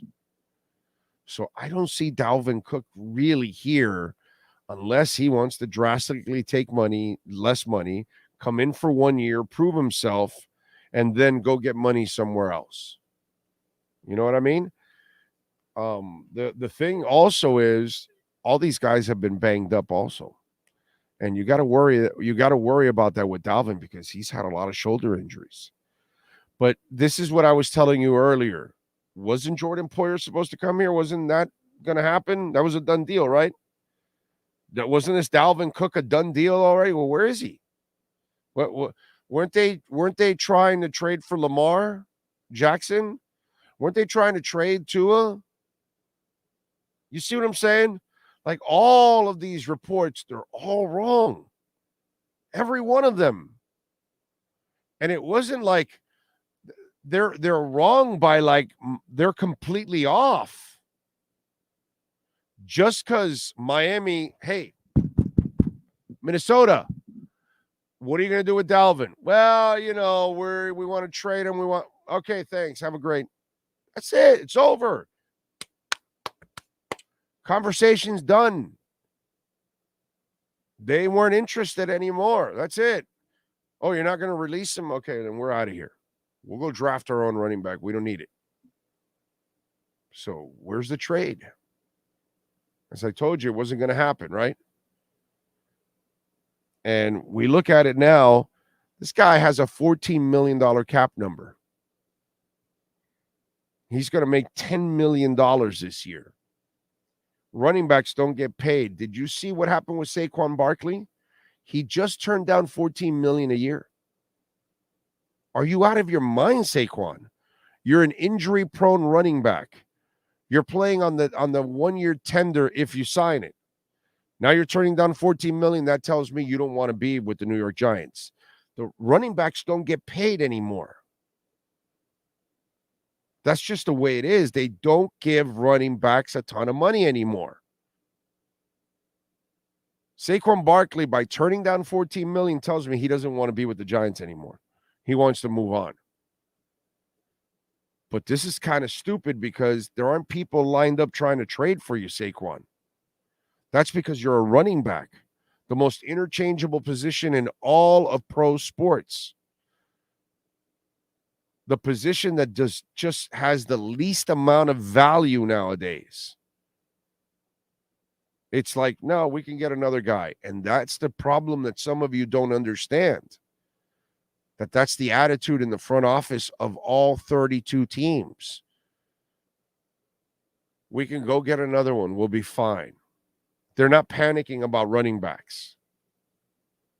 And this is why the Dalvin Cook stuff, just because there was an inquiry and just because he's a Miami guy doesn't mean that he's automatically here.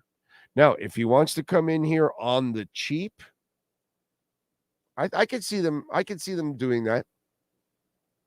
That's the only way.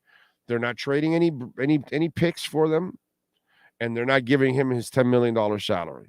None of that's going to happen here. So it'll be really interesting what happens with Dalvin if they even release him. But if they do, where's he going to go? And I'm pretty sure he's going to go somewhere where they give him the most money. And I doubt it's going to be $10 million.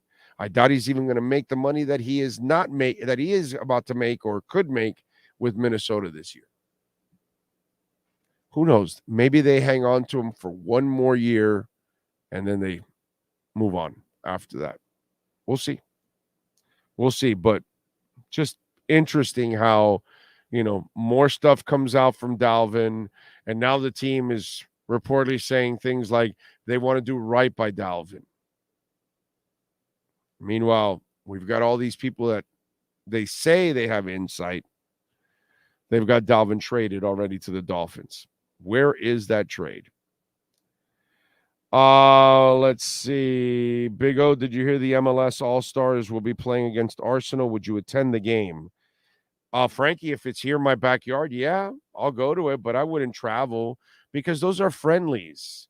And the whole Arsenal lineup will not be in there. You'll be missing people like they always do with these kind of things. Probably not,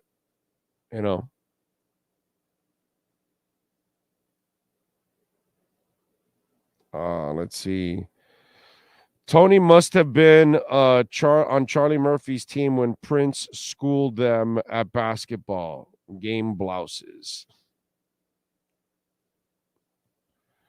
If Miami moves to the SEC, that would be dumb. They will never win a championship ever again. They can't even win in the ACC. Well, that's because they haven't had the right coach and the recruits, because they lost all of that. And that tells you all you need to know. You get back to the coaching and the recruiting, and you can beat anybody. The problem is, I guess, Trafasi, what are you, 25 years old, 30? You didn't live the good years? You don't remember when they were getting all the great players to come here? I mean, you might want to check the Hall of Fame. So you just got to get back to recruiting. And now they're spending the money. So that's what it's going to take. You're not going to get there going on the cheap with Al Golden and Randy Shannon and all that shit. They finally spent money on a real coach and a real staff. So that was the reason why I've ripped UM for many years, because they were cheap. Big O, so now the road games are coming down to, with my group, is Philly, Pats, or DC. Are you talking about like the Dolphins? Well, those are good ones to go to.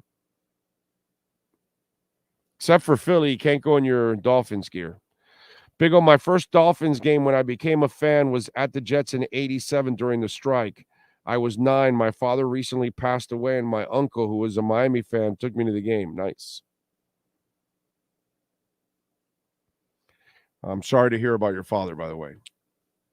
That's a rough one. I lost mine 30 years ago, and trust me, you never recover, dude. You just learn and live with it, unfortunately. Are the Dolphins still trading for Lamar Jackson? Yeah, no, he'll be here, like, I think the week before the season starts, to give him about 6 or 7 days to learn the playbook. And don't forget that Deebo Samuel, yes, that's right, Deebo Samuel was coming here too after the Tyreek Hill acquisition. Yep.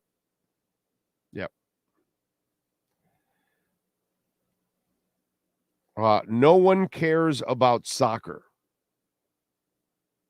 I know. Only billions care about soccer. It's about the dumbest statement there is in the world. Nobody cares about soccer, the number one sport in the world.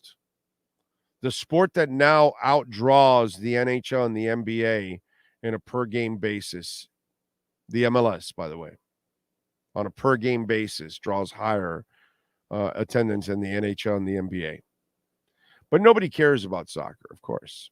Just because you don't care about soccer, I understand that. But the world actually cares about soccer. But that's all right. You can continue to say stupid shit if you want. Who will be the Dolphins MVP this season? Tua, bro. Easy. Let's see. What it's with Big O's comment about Lamar. Yep. Yeah, well, he'll be here the week before, and Lamar says he needs 5-6 days to learn the playbook for the Dolphins, and then he'll be ready to carry them all the way to the title, which is just a beautiful thing, man. Can't wait for that. What else do we have going on? Ooh. How's my Bitcoin doing right now? We're still at 27,000 locked in. That's good. What I am afraid of is the markets tanking. Oh, there it goes. Dow is down 200 points. The S&P is down 9. NASDAQ is down 0.5 point. Yeah. I'm a little nervous about the markets really having a bad one, bro. I am big time worried about that. Let's see. Let's hope so. Oh, man. Anyway, what else do we have? Are you going to any home games this year, Big O? Mark, no. If we're doing pre and post at a bar, I will be at a bar for all the games. What you guys can do, if you want, for the home or away games, you can come visit us at the bar that we end up at to do the pre and post game shows on the road games. Or if you're not going to a home game, you'll be able to join us at the bar. But we will have a home for pre and post this year for the Dolphins. I guarantee you that. We're working our asses off now to kind of get that done already and get ready for the new season. Big O, some seemed to want to be right about QB1 than the Finns winning the Super Bowl. I don't know. I don't know what that means. Big O, some seems to want to be right about QB1 than the Finns winning the Super Bowl. That I want to be right more about QB1 than the Finns winning the Super Bowl? Is that what that means?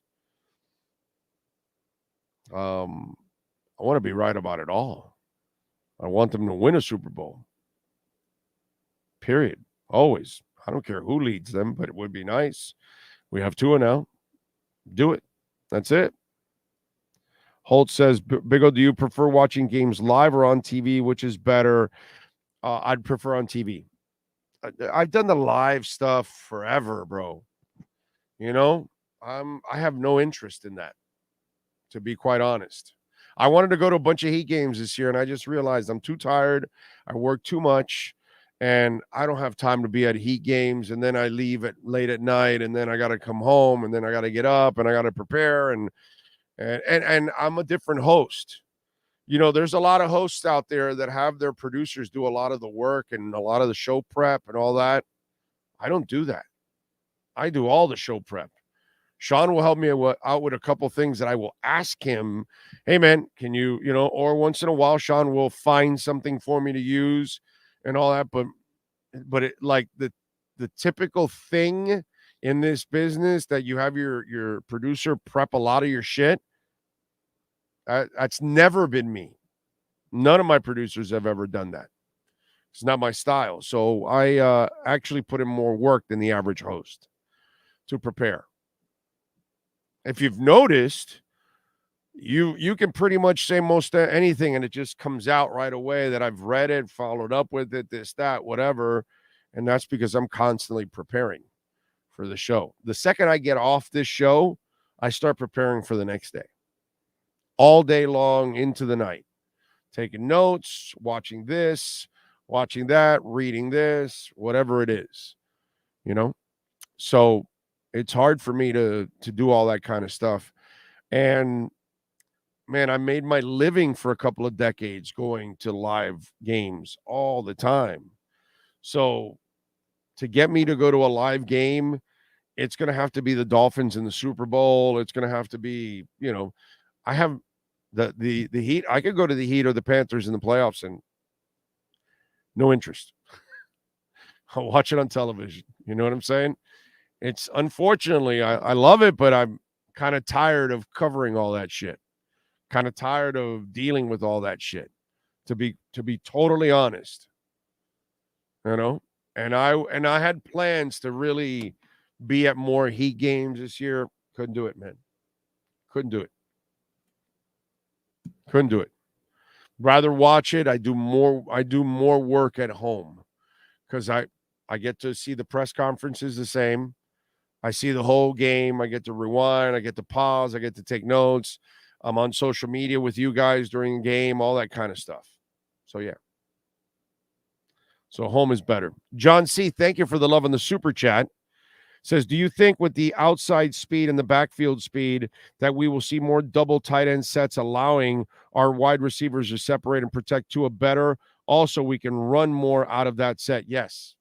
And remember that tight end, they're also trying to set up an off-line tight end between Higgins and Tanner Connor. So that's the other two. That's the other layer of speed that they're adding. So they've got two guys at tight end that got speed, and then they've got their receivers and their backs. They've got speed all over the place, man. Do you prefer football live or on TV? Oh, TV, please. The only thing live that I prefer is hockey. That's the only thing. Every other sport was made for television. Hockey's the only one that I'd prefer live. Josh says, time to get my season tickets to watch the Finns game with Big O. Damn right. Thank you, Josh. Oh, let's see. Big O likes to drive the bus, you can say. Yeah. Basically. The markets will rebound when Lamar finally signs with the Finns. So then they're not rebounding. I pulled some stuff off my stocks. Yeah. I saw that. I don't know if you guys saw this. Warren Buffett, he had like, I don't know, like several million in U.S. bank stocks. He sold it all, bro. He has Berkshire Hathaway, whatever his firm, has sold off so many stocks because I think they're expecting a crash in the market. And so when I saw the old man do that, I know the old man don't know shit about crypto, and I know he and Munger made all their money in fiat, and everything is tied to fiat. So that's why they kind of whore fiat and they whore that, and they don't really want to understand crypto because they don't need to. They made their money already. You know, they're already 5-star generals in financing, so they don't give a shit. But when I see him do that on the stock side, that gave me a little bit of a pause. Like, whoa, this guy's getting big time out of the stock market. He's expecting something ugly.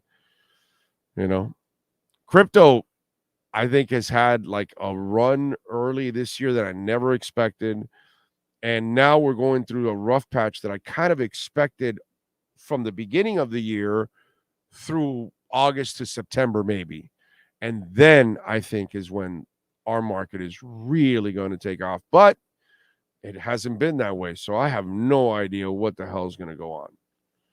You know, employment rate is still low. And I believe that because a lot of you have 2 jobs. That's why. It's a tough time, folks. Tough time. Tough time. And both sides have no idea what they're doing. That's the part that people don't understand, because you've chosen one side, so you are locked into your side and think that they know what the hell they're doing when they don't. But that's a tough part, man.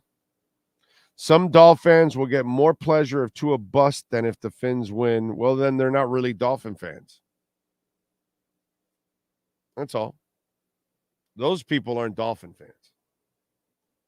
If you're actually literally rooting against anybody in Aqua and Orange, then, you know, you could tell me that maybe you don't think Isaiah Wynn's a good player and he goes out there and plays well, or he doesn't. Okay, that's fine. But you can't, if you're going out there and you're rooting against Isaiah Wynn because you didn't think it was a good sign, so let me root against him, then, dude, you're not a Fins fan. Oh, why? Because you wanted somebody else and not Tua, and so now you're rooting against Tua. You're definitely not a Fins fan. You know what I mean? I never thought Jerry Wilson could play corner. I wasn't rooting for the kid to fail. I never thought Ryan Tannehill could ever be a franchise quarterback. I'm not rooting for him to fail. That's stupid. That doesn't do me any good. I want him to win, no matter what. Brett says, Big O, your preparation shows through in the quality of your program, and it's appreciated, good sir. Thank you. Very nice. Very nice of you. If the Dolphins have a second-round playoff game at home, I bet Big O goes. Maybe. Second round. Maybe. Definitely AFC conference final.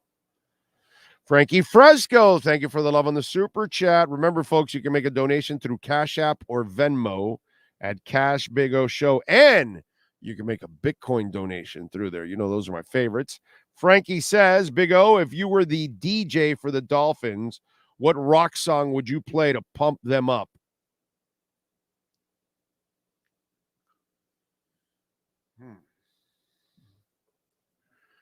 So am I going to say lame ass? Not that it's lame, but it's so easy. We Will Rock You from Queen.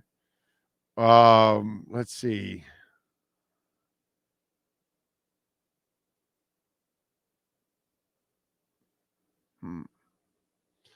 It's a good one. Elvis Costello, Pump It Up. That would be pretty cool. That's a fun Pump It Up song. Republica, Ready to Go is also one that's a good one to get people pumped up.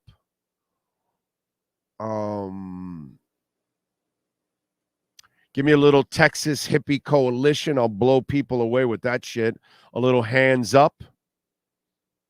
Everybody get your hands up. Get your feet on the ground. Everybody get your hands up. Let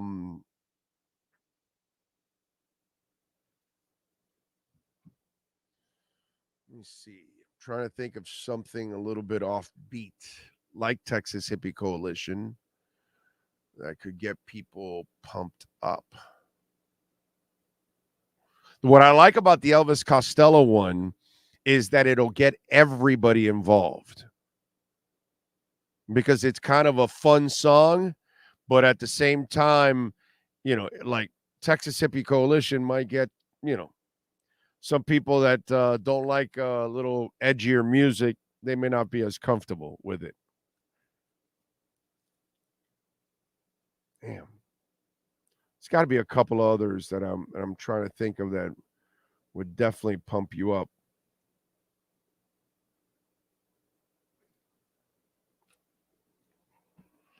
Let me think. Let me think of a couple of other ones. Holt says, "Oh, crud, that's not good if he's selling." Bro, he sold a lot. He sold a crap ton. Okay. Yeah. So you can look it up. I'm not bullshitting you. I've tried to explain this. Having more than one job does not lower unemployment. Unemployment is a measure of people who have zero jobs. Is that what it is? But how do they track everybody? Oh, that makes sense. But how do they track everybody that doesn't have? Well, that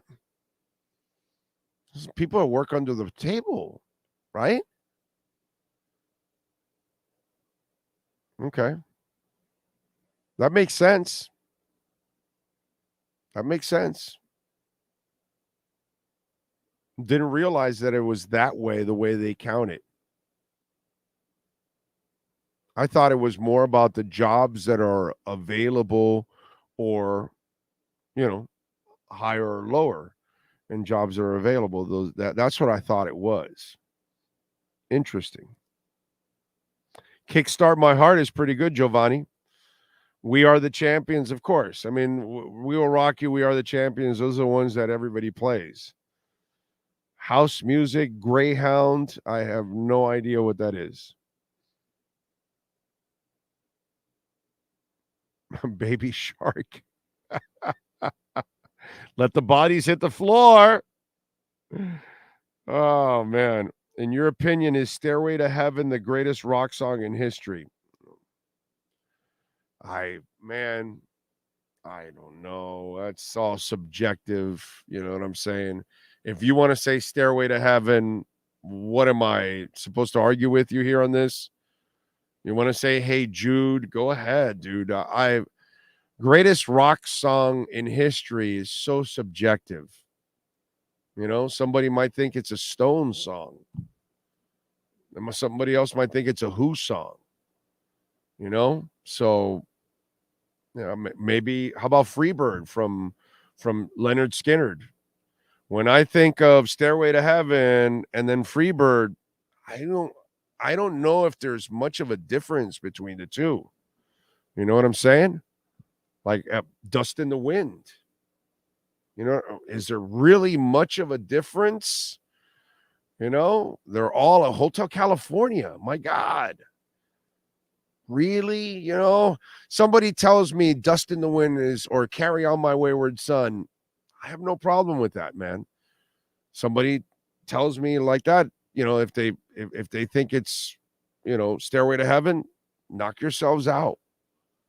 That's hard, man. I don't. God.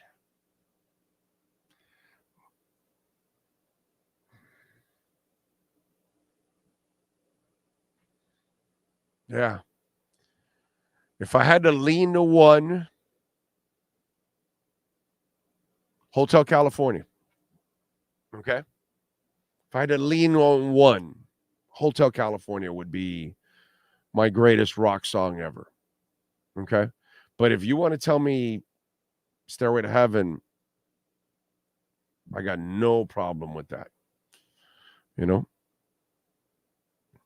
Let's see. Sandstorm? Or are you talking about Metallica, Sandman, right? I think is that what you're talking about? Eminence Front.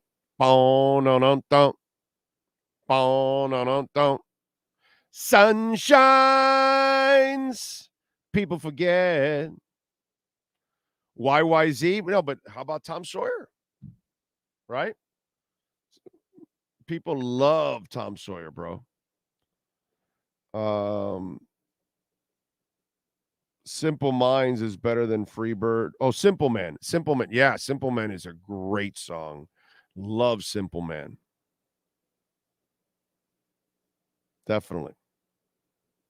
Chad, you want to hear a really cool Leonard Skinner song that goes under the radar? A lot of people don't even know because it's not really one of their big ones. I know a little bit. Listen to that song. It's a groovy freaking song, dude. That one doesn't get a lot of that gets no airplay ever. You know, you're going to hear Gimme 3 Steps and Saturday Night Special, and you're going to hear a shitload of Leonard Skinner songs. You'll never hear I Know a Little Bit. You'll never hear that on radio, ever. Maybe satellite might play it or something like that, but that's a really groovy song. So, Sleep Now in the Fire by Rage. Jimi Hendrix, Purple Haze. You want to pump up the crowd? Blossom Ramstein. I don't think there is a greatest song of all time. My classic rock playlist has over 1,000 play songs. It's hard, man, you know? Hell's Bells, right? That's a freaking amazing song. For those about to rock, if somebody says that's their favorite rock song of all time, I'm not going to tell, oh, that's a terrible song. No, that's a freaking great song. It's the one that gets you pumped, you know, and for those about to rock, that's a good one for the stadium right there. I still remember that in the Hollywood Sportatorium. Holy shit, dude. Wow. AC/DC, for those about to rock, every time they fired that cannon inside that barn, that aluminum barn, oh, God. That was a loud concert, man. It was definitely a loud concert.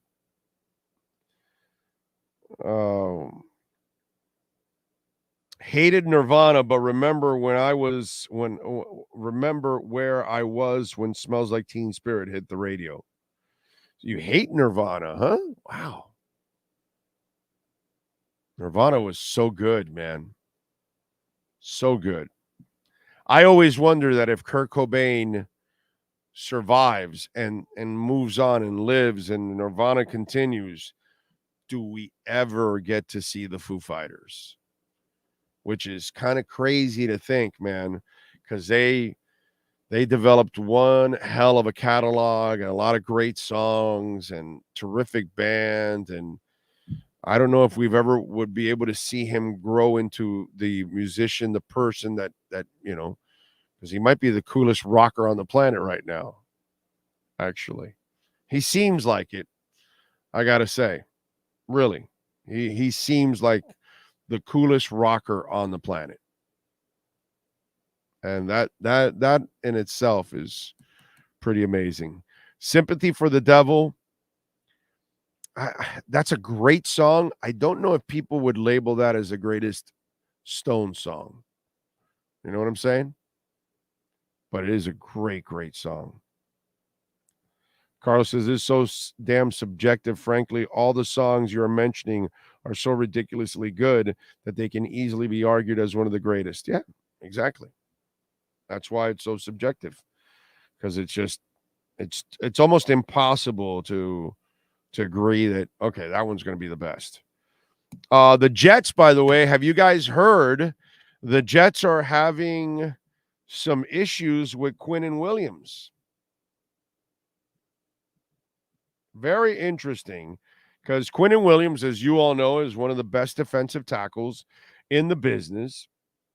And he has now erased all of anything Jets off his Twitter feed. Okay? So it looks like he's boycotting all the voluntary offseason workouts. Now, Aaron Donald, by the way, for the Rams is getting paid $31.6 million annually. That's $8 million more than Titans' Jeffrey Simmons, who gets $23.5 million. Commanders defensive tackle Darren Payne and Giants defensive tackle Dexter Lawrence are at 22.5. So where does Williams land? So the question is, do you pay him 21, 22, 23, 24, 25? Where does he land? Because he's got to land somewhere in between Simmons and Dexter Lawrence and those cats, right? And now you've got this hasty situation between him and the Jets. And then remember, I have to think of what's going on with the Dolphins and Christian Wilkins. And I was telling you that I think Christian Wilkins is somewhere in the 15 to 18 range. This might be pushing it up a little bit. He might be more in the 17 to 20 range now. Because he's kind of under those guys we're talking about, that whole group there, because that group there gets way more sacks than he does. But he gets more tackles than they do. I think he may even have more tackles for losses than they do. But obviously, he does some other things a little better than some of these other guys. But again, pass rusher is always more of a premium. So those guys are going to get a little bit more money. So where does Christian Wilkins land? There has been talks between the team and his agent. Where they're at now, I have no idea. How far they've progressed, I have no idea. I hope we hear about something in the very near future and they get it done before the season starts. I'd like to see him actually have that contract before the season starts. I think it would be good business for the team and good business for the Miami Dolphins. I mean, for Christian, have that peace of mind. Speaking of Iron Maiden, since we were talking about peace of mind today for Iron Maiden. So interesting that the defensive tackle market, and is Christian Wilkins waiting for Quinnen Williams to sign his deal to see where those guys are at and then where they paint themselves right under those guys. Very interesting to see what's going on with Quinnen Williams. And in the end, you know, I know we're all sitting here as Dolphin fans. Oh, yeah, I hope the Jets have problems with him all the way through. And, yeah, that would be pretty funny. But eventually, this is the time to have the posturing. This is the time where you kind of argue about all this stuff. So I'm not really surprised that this is going on. You know what I'm saying? It is what it is. But we'll see. And it'll be interesting to see that after Quinnen Williams signs, where is Christian Wilkins in his deal? Or does he sign before Quinnen does? So we'll see. Funny that, let me see. I think the Dolphins will keep Wilkins for a year, then trade him, to be honest. Well, you can't, because you'll have to tag him. And then it becomes a hard cap number. I believe he's going into his final year. You need to find a way to get him signed. You will have no control over him next year, and you can't tag him to trade him. That just becomes a real mess. You're better off trying to. I don't know. Why would you want to get rid of him? Why would you want to move on from him? He's a force. Notice we aren't all mentioning any songs from the last 20 years. Well, yeah, of course. There's no song in the last 20 years, rock song, they were going to put in, you know. The Jets should just throw away Jets gang's mom into the negotiations.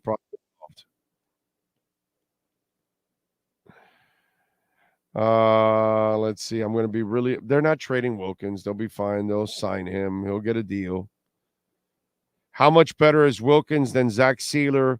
What if we get Sealer at half the price and trade Wilkins? Well, but the thing is, maybe Sealer's also good because you have Wilkins on the line. If you take away Wilkins, then somebody's going to have to become Wilkins. And Sealer's not Wilkins. No. I'm not doing that, Carlos. Big O, another great song that wasn't rock and roll, wasn't going on. Marvin Gaye's awesome song. Oh, What's Going On from Marvin Gaye. Yes. That is a good one. Let's see. Sort of. I knew lines of the song. Okay, that's another conversation. Yeah, modern music pretty much, yep, it's weak. Trade Wilkins to Texans for a number 2, and we swap first-round picks in 24. Thus, we have a first overall pick.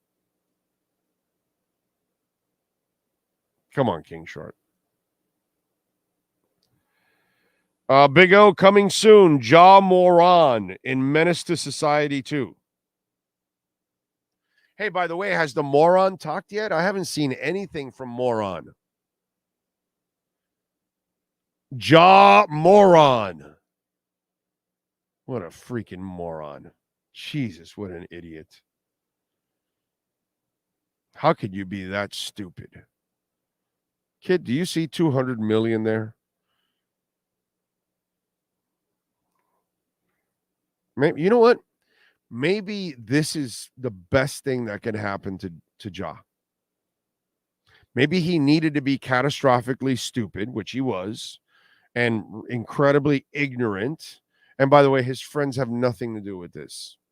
Stop trying to blame the people around him. He's the loser hanging around losers.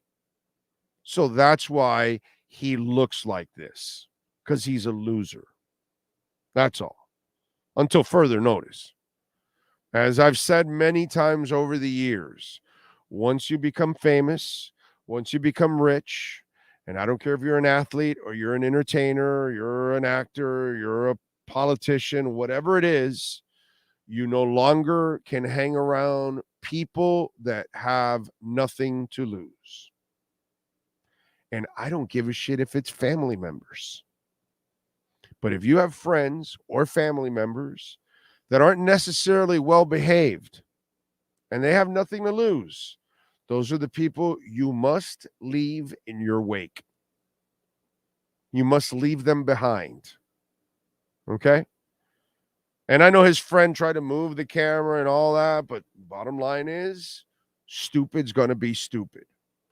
And John Morant may have great vision on the court, maybe an intelligent basketball player, but he has proven to us that when it comes to common sense at this point and his age, like a lot of us at that age, we got a lot of shit in our heads. And basically, Ja Moran is a shithead. Okay? And by the way, the turd did not fall too far from the ass because his dad isn't very bright either. Okay? As I explained yesterday, his dad's the one that had a shirt on that said redemption coming back from the first suspension, which there's no redemption. Your son was an idiot and he got suspended. The problem is, okay, that you gave him a slap on the wrist and you didn't do anything to him. So what happens to powerful people? Ja is no different than the politician, than Robert Downey Jr., same shit. Some of you are too young. You don't know what we're talking about. But Robert Downey Jr., Mr. Iron Man, had a massive drug problem. And when he first got busted with crack the first couple of times, what did they do to him? Nothing. Slap on the wrist. Why? Because he's Robert Downey Jr., because he's a famous actor. He can make us a lot of money in Hollywood. But then as the problem persisted, then he took the real hits. And then people stayed away from him for a while, and it took him a while to resurrect his career. And what I'm saying is, you suspended him 8 games, but he only served 2 because he was out for a couple of games, and you counted time spent. This is why when we had Iron yesterday, he goes, oh, it'll be 10 games. Bro, they suspended him for 8 in the first one. And he didn't learn shit. You know, you got to suspend him a nice chunk, 30, 40 games. He needs to miss a significant amount of the season. So it cost his team. So it cost him a lot of money. And he needs to be thoroughly embarrassed with this. And then maybe he can learn his lesson like Robert Downey Jr. learned his lesson when all of us were making fun of Robert Downey Jr. And he probably couldn't leave his house for a while because of everything that happened. And unfortunately, that's the only way we learn our lessons, the hard way. And Ja Moran needs to learn his lesson the hard way. But if you keep treating people, and it doesn't matter who you are, you can be an athlete, you can be an entertainer, you can be a politician, whatever it is. And if you don't make them pay the price for their infractions, then they're going to think they're Nico Toscani and they're above the law. And that's exactly why Ja did it again. Because he only got a couple of games. Remember what Kanye West said, right? He said, I'm going to paraphrase. I can be anti-Semitic and what was it? Adidas? What was it? Who was it that had his shoes or whatever that company is? And they won't do anything. Within hours, they had dropped him. Now, Kanye's never going to learn because he's stupid and crazy. Okay? You can't help that. He's crazy. I mean, guy's completely out of his mind. You know what I mean? So that's different. Ja Morant is just a punk. He's a moron. He's an idiot. He's not crazy. He doesn't have any issues. He's just a punk. That's all. And he's got a lot of growing up to do. You know? That's all. If Ja had a big brother, I don't know if he does, but, you know, you kind of need a big brother in this moment. You know, one that he might look up to. I'm talking about physically. Yeah. I'm a little bit more old school. You know, I'm a little more old school. And, you know, I'm talking about a 30-year-old brother that comes by and just goes whap right across his head. You know, the kind of brother that could kick his ass like round side 3 times over and he knows it. And then his brother gets pissed at him. Kind of what he needs. Kind of needs a father to maybe, you know, put a foot in his ass. But there's nobody there. And they probably weren't doing it when he was coming up through school. And they let him get away with everything. And this is what happens. This is what happens to politicians. They get away with a lot of things. And, you know, this is what happens with entertainers. And this is what happens with athletes. People of power, they're all the same, bro. They're all the same. And if you let them get away with a little infraction, it becomes a bigger infraction until it becomes a misdemeanor and then it becomes a crime. But eventually, it's going to go in that direction. And they will continue to commit those infractions and bigger ones because they can get away with it. And that's what they did with Ja the last time. They did not punish him. And all of our mistakes were, come on, he's just being a kid. He screwed up once. He won't do it again. Well, we learned that he's really freaking stupid, and he did it again. And that's the sad part, that now we learned that Ja Morant is stupid and doesn't have common sense. He's not crazy. He's not depressed. He doesn't need help. He's just got a big old piece of crap in his head. That's all. Like a lot of young people. And a young person that you give $200 million to, and you give them complete autonomy, and you tell them they can, go ahead, go create an autonomous zone like they did in Seattle. You know? And that's what Ja Morant is doing. He's created an autonomous zone of F-ups. You know? That's... Unfortunately, man, you've got to make people pay the price for their infractions. And they failed, and now he made them look even worse. So hopefully the NBA will hand down one hell of a suspension. See, you got to get to a point where you're suspending people more for infractions than you are for, you know, steroids or something. And then you're like, oh no, we're going to give this guy 80 games for steroids, but he went and hit his wife. We'll suspend him for 3 games. Seriously? I get it that steroids are bad and they're cheating or whatever, but you know, and that's the problem that goes on here. So now you have a corporation, you have stockholders, you have sponsors, you have season ticket holders. So there's a standard that your executives, your owner, your players, your front office, everybody's got to hold a standard. Look at what happened to that, is it NBC or whatever, that guy yesterday, day before, he called his co-host a C word, the C-U-N-T word, fired on the spot. There's no, I'm sorry, there's no, the ESPN lady, what's her name? The Hispanic lady. You called that other woman the C-U-N-T word, and you're out, baby. We don't have time for this. You sign contracts with corporations, they own your ass. You must live by their rules. And I don't care who you are, John Morant or a broadcaster or whatever, you're going to pay a price. And that's the way it goes. This isn't you as a plumber, you as an ice cream man, you as a shoe shine person, you in the rental car business, you, whatever normal job that you guys have out there, nobody gives a shit about you. Are you listening to me? Nobody gives a shit about you. You can brandish a gun on social media and all that, and at the ice cream parlor, they're not firing you. Okay? At the car wash, they're not firing you.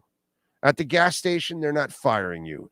At maybe even Burger King, they're not firing you. They may not even know it happens. But if you're a CEO of a corporation, if you're a basketball player, if you're a politician, if you're whatever, although we don't do anything to Lauren Boebert. And that's one dumb broad. God, she makes John Moron look like a scientist.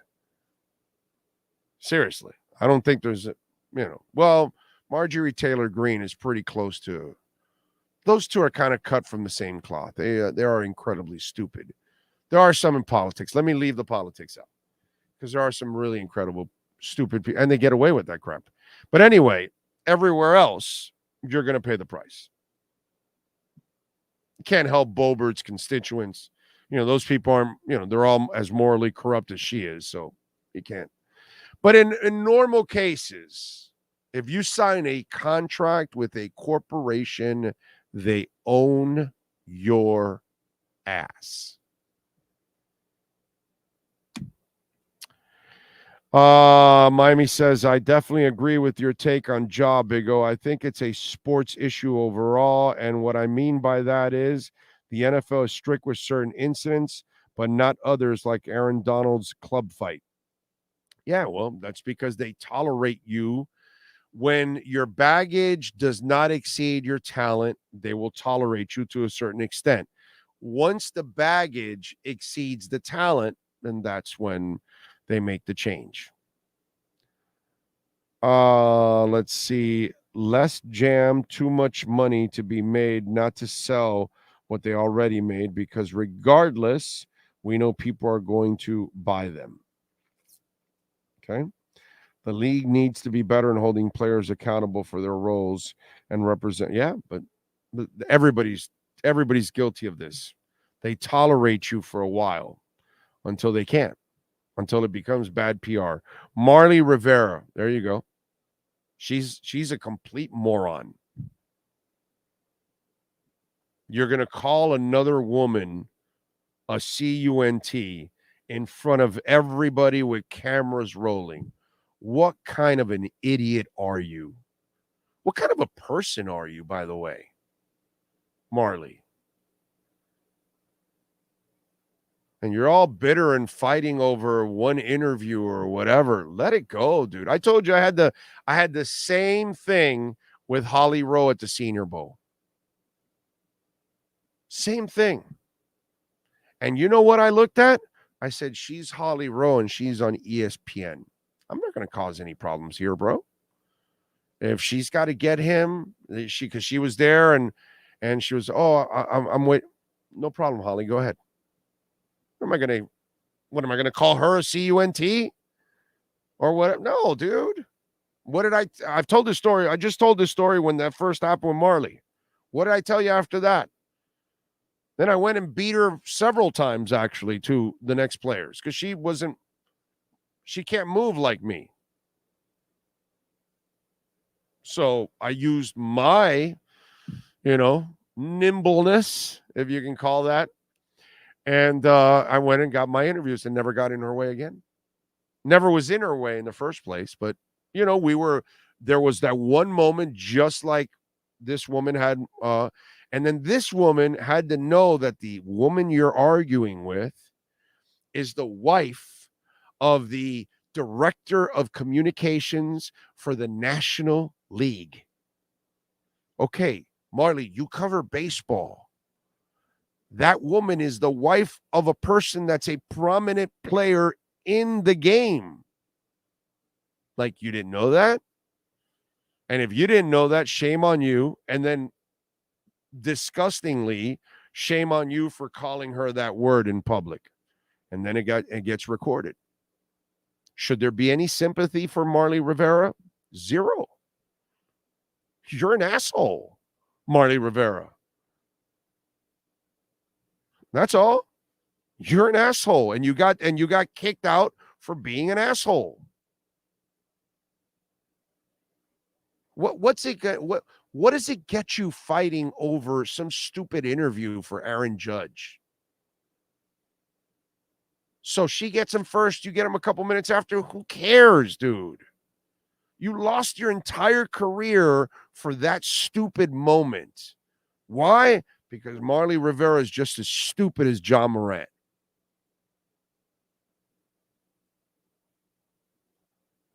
It's like common sense, dude. Yeah, we know Doc Rivers got fired, true Fin fan. Big O, what's the status on Tyler Hero? Not playing. He's not even dribbling a ball, not shooting, nothing. That guy's not playing anytime soon in this series. If they make it to the finals, we'll see. But right now, he's not even practicing. So if he's not even dribbling or shooting with the hand, then he can't do anything. So forget about Tyler Hero. Lost her cool. Yeah, but you know what, King Short? You're not supposed to lose your cool for that. Silly shit. Okay, so you get him. Wow, okay, so I'll wait 5 minutes. You do your interview with Aaron Judge, no problem. Boom, I get him. That's it. It's over. And who knows? Then, Marley, if you're smart, you make friends with this woman. And who knows? One day you might need a favor. Hey, can I get him because I'm in a crunch or whatever? She helps you out or whatever. Now what? Now nobody's going to help you out. Now you're a cancer to all these corporations. Oh, no, I can't hire her. She might call somebody a CUNT. And then it's a disaster for the company. Now if you hire her, it's like, oh, wait a minute. And she goes off. You're like, well, wait a minute. You decided to hire somebody that lost her cool in the public and called another woman a CUNT? You thought it was a good idea. She put herself in a position that now she's putting other people in a terrible position if they even want to hire her, even if they're friends with her, even if they like her. No excuses. No excuses for Marley. There are no excuses at all for Ja. None. None. You just understood what happened. But this time, the Memphis Grizzlies and the NBA need to come down hard on him. And then he needs to be severely criticized, and he needs to be taken to task. He needs to be thoroughly embarrassed with all of this. He needs to lose sponsors. That's what he needs. He needs this to cost him heavily, like the aforementioned Robert Downey Jr., who was ostracized and pushed away from Hollywood for, I think, a couple years until he kind of started to make his way back. That's the right thing to do in this situation. You have to make people pay the price. Robert Downey Jr. did the same thing that John Morant did, except it was much worse because he was literally doing crack cocaine. Okay? And then he would get caught and he would lie to the judge, I'm not doing it. And then the movie company would give him a break. And there he goes again, doing crack again and embarrassing himself and embarrassing whoever hired him and all that crap. And it just became a shit show because you kept giving Robert Downey Jr. breaks when you just can't. You have to come down hard on them so they learn, so they go get the treatment that they need and all that stuff. To me, this John Morant stuff, because he went with counseling. He doesn't need counseling, bro. Okay? He needs a good rip job, and a rip job from his mom, his dad, his big brother, somebody that means something in his world needs to get in his face and like really bring him down 8 notches. And then his agent needs to do it. And then the NBA and the Memphis Grizzlies have got to like drop the effing hammer on his ass and make it so bad for him that he's never going to even think about hanging out with people like that again. Because if he does, then it's just because that's what you got to do now. Now you got to put him through hell and threaten him for his entire career. Like, hey, I better never even get a whiff of this shit because I am kicking your ass out of this league and you'll never play here again. You'll never play in the NBA. That's what Adam Silver needs to tell him. Because you can't have people setting that example for your corporation. Doesn't make sense. Some people have no self-awareness. I just think Ja's a punk that thinks he's above the law.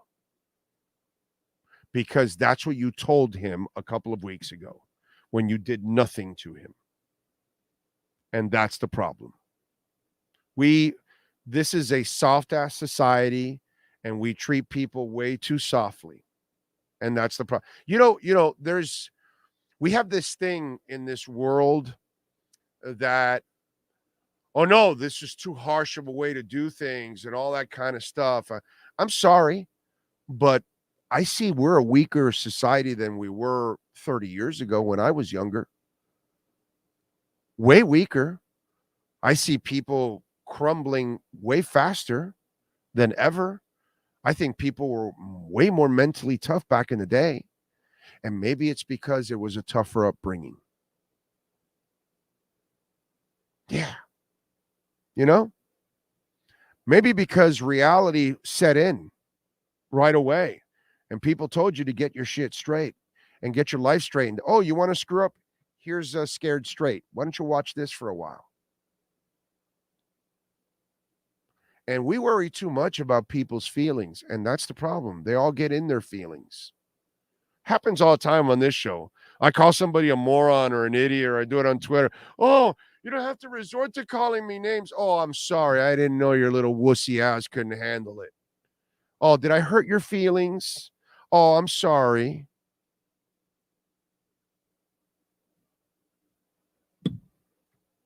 I grew up in an era where they called you all kinds of names. They beat your ass down. And then 5 minutes later, you forgot about it and you moved on.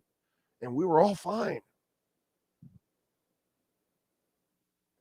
So I know that we have to be this incredibly sensitive society to people's needs and we can't be that hard on them and all that kind of stuff. Well, we've created a really soft society because we're soft on people. I don't know if we could survive the things that we had to survive 50, 100, 200 years ago to get to where we're at now. People want tips now without doing anything for them. You notice that? We're tipping for everything. The hell's that? When did that happen? Everything, government giving Trump, Biden, giving money away. Let's just give money away. No, get your ass to work.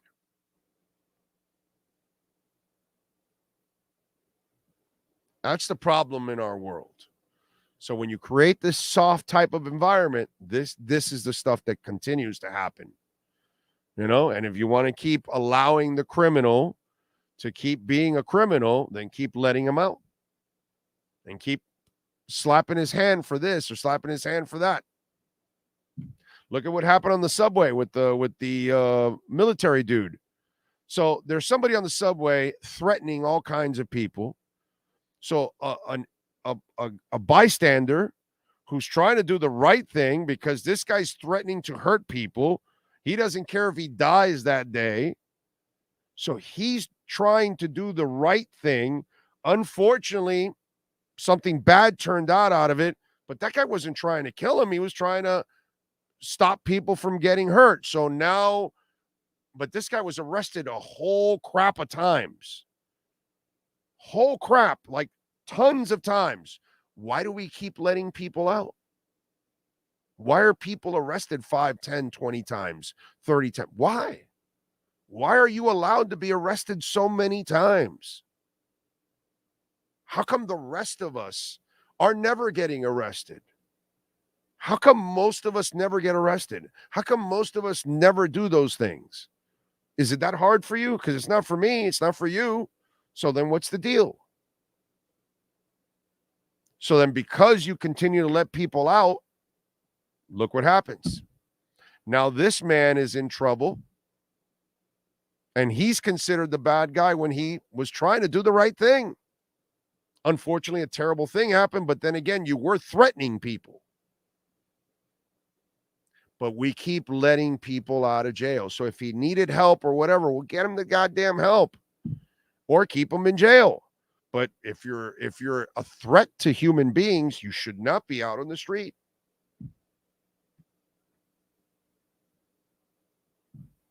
So what do we do next time? Oh, no, I can't get involved. If I hurt that person, then I'm in trouble. No, let me not get involved. If he hurts other people, so what? So now we're not supposed to help each other out. So if you're being attacked, oh, no, I can't attack. No, if I attack that person that's attacking the innocent person, I might get in trouble now. Really? That's what we're doing now? I mean, come on, man. You know, it gets to a point where it's just ridiculous. You just can't, like when I said earlier, autonomous zone. Like you allowed a bunch of people in Seattle to just take over a police department in the neighborhood. And really, you're just going to allow them to do that. You know, in California, they're allowing people to steal up to $1,000. It's a misdemeanor. Really? That's what we're going to do. You go to YouTube, you'll watch people film people grabbing tons of clothes, just walking out.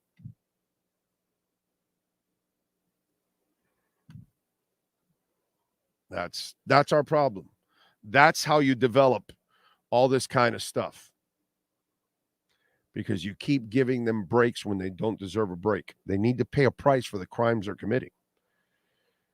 Anyway. I just bought produce at the farmer's market, and the screen has a tip button for bagging up to 3 items. Geez, exactly. Pablo says, you guys were the picture of adulthood when you were 23. Who among you were a straight arrow when you were 23? That said, he should be penalized, Big O. Number of occasions you mentioned you were wild. Yeah, there's a difference, Pablo. You can be wild at 20 and 21 and 22. But I am not signed to a corporation, Pablo. Bro, do you understand what's going on here? Just because you're an idiot hanging out at a car wash, you can do whatever you want. If you're a punk cruising around the Grove in the 80s and you want to flash your gun, go ahead. Nobody cares. But if you're an NBA player that you're tied to a corporation, stockholders, sponsors, TV companies, everybody that's tied to it, you're representing them. Huge difference, bro. Don't be dumb here. That's a freaking terrible example. Okay? Me as some schmuck that's 18 or 20 or 25, I'm not owned by any corporation at that time. Dude, at that age, I'm working for, I don't know, where was I working? Different places, nothing, doing absolutely crap. I wasn't tied to no corporation. I didn't have a contract. Night and day, my brother. Night and day. When you're that guy, it's different. When you're Robert Downey Jr., It's different. You have these major corporations backing you. You better act accordingly. This isn't about a CBA. This isn't about the gun laws in the state. Oh, he can waive it. It's a gun law. No, you asshole. It's a contract he's under. He's under the NBA's umbrella, and he needs to act accordingly. And if he doesn't get that, then he'll lose his contract very shortly.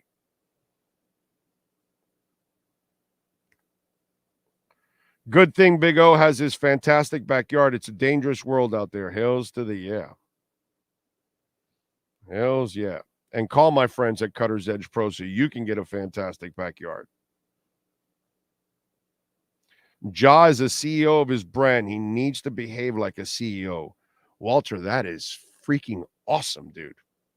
That's a great line right there. That's exactly what they need to tell. Not that he'll understand it at this point, but that's exactly what he is. He's a CEO. Yeah. He's doing something that you and I will never do.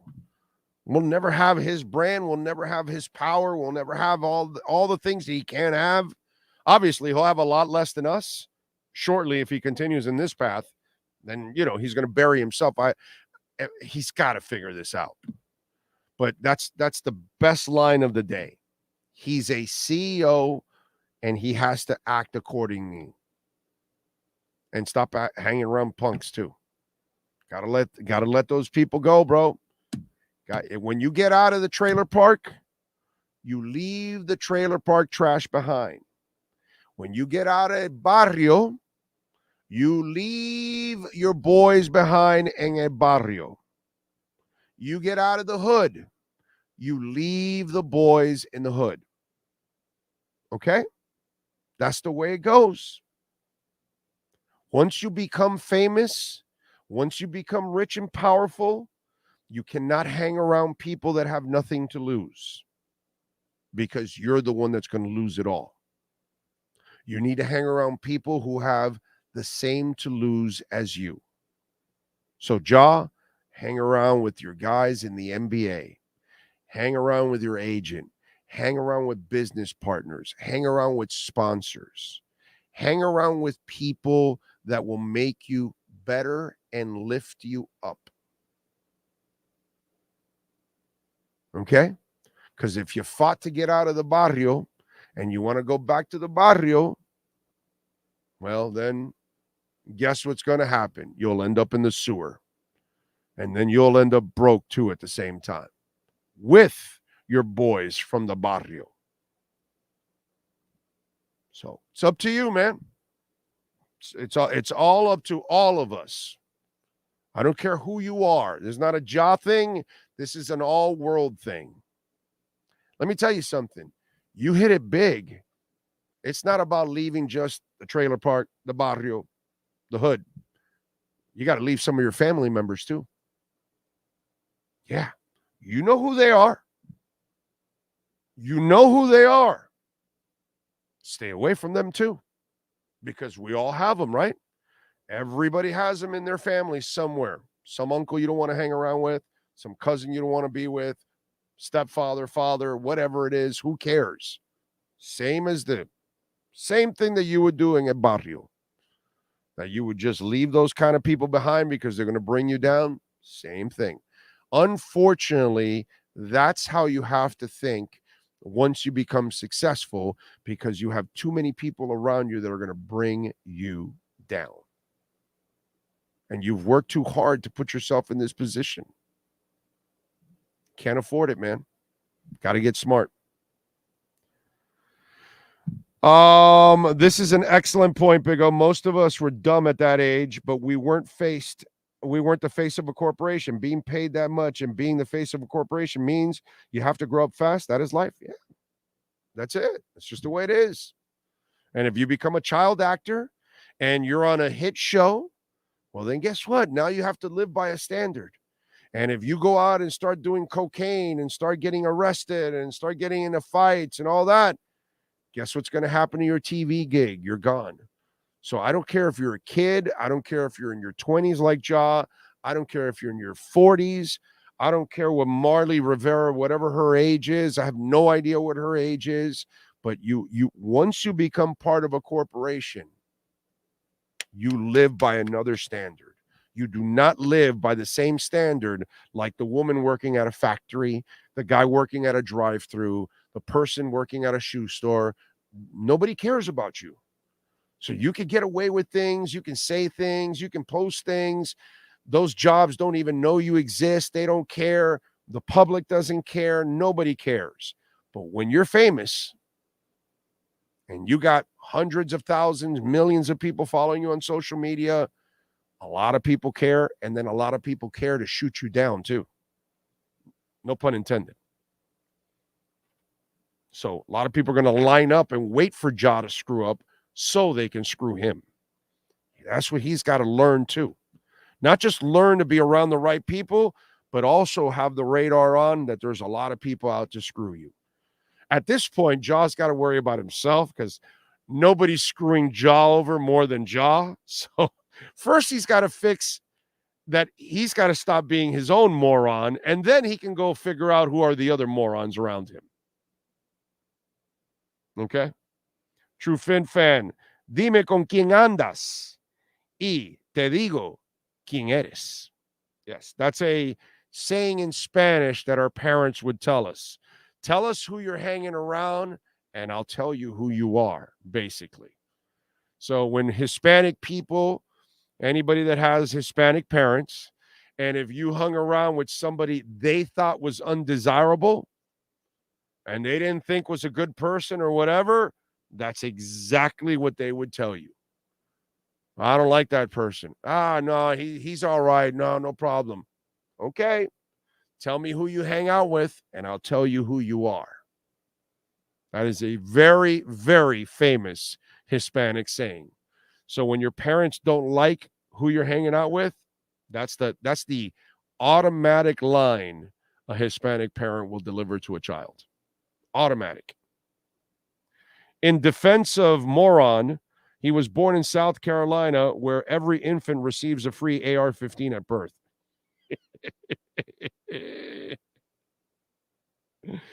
Big O got $1 million and moved into the hood. Laughing my ass off. Exactly.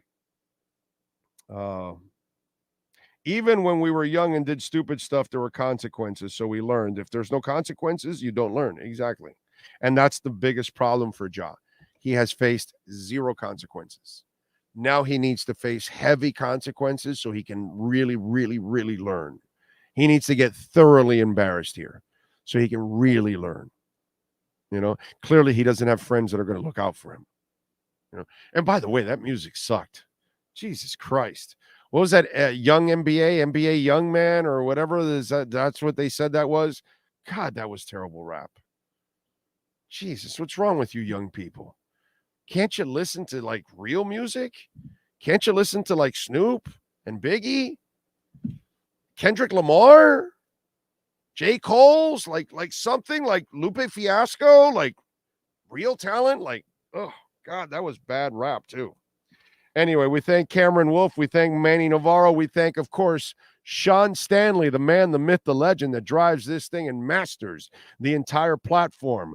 We will see you tomorrow morning live from Raleigh, North Carolina, as we hit the road to go see Crowded House tomorrow night. We'll see you tomorrow. Same time, same place, same Bat Rockin' channel.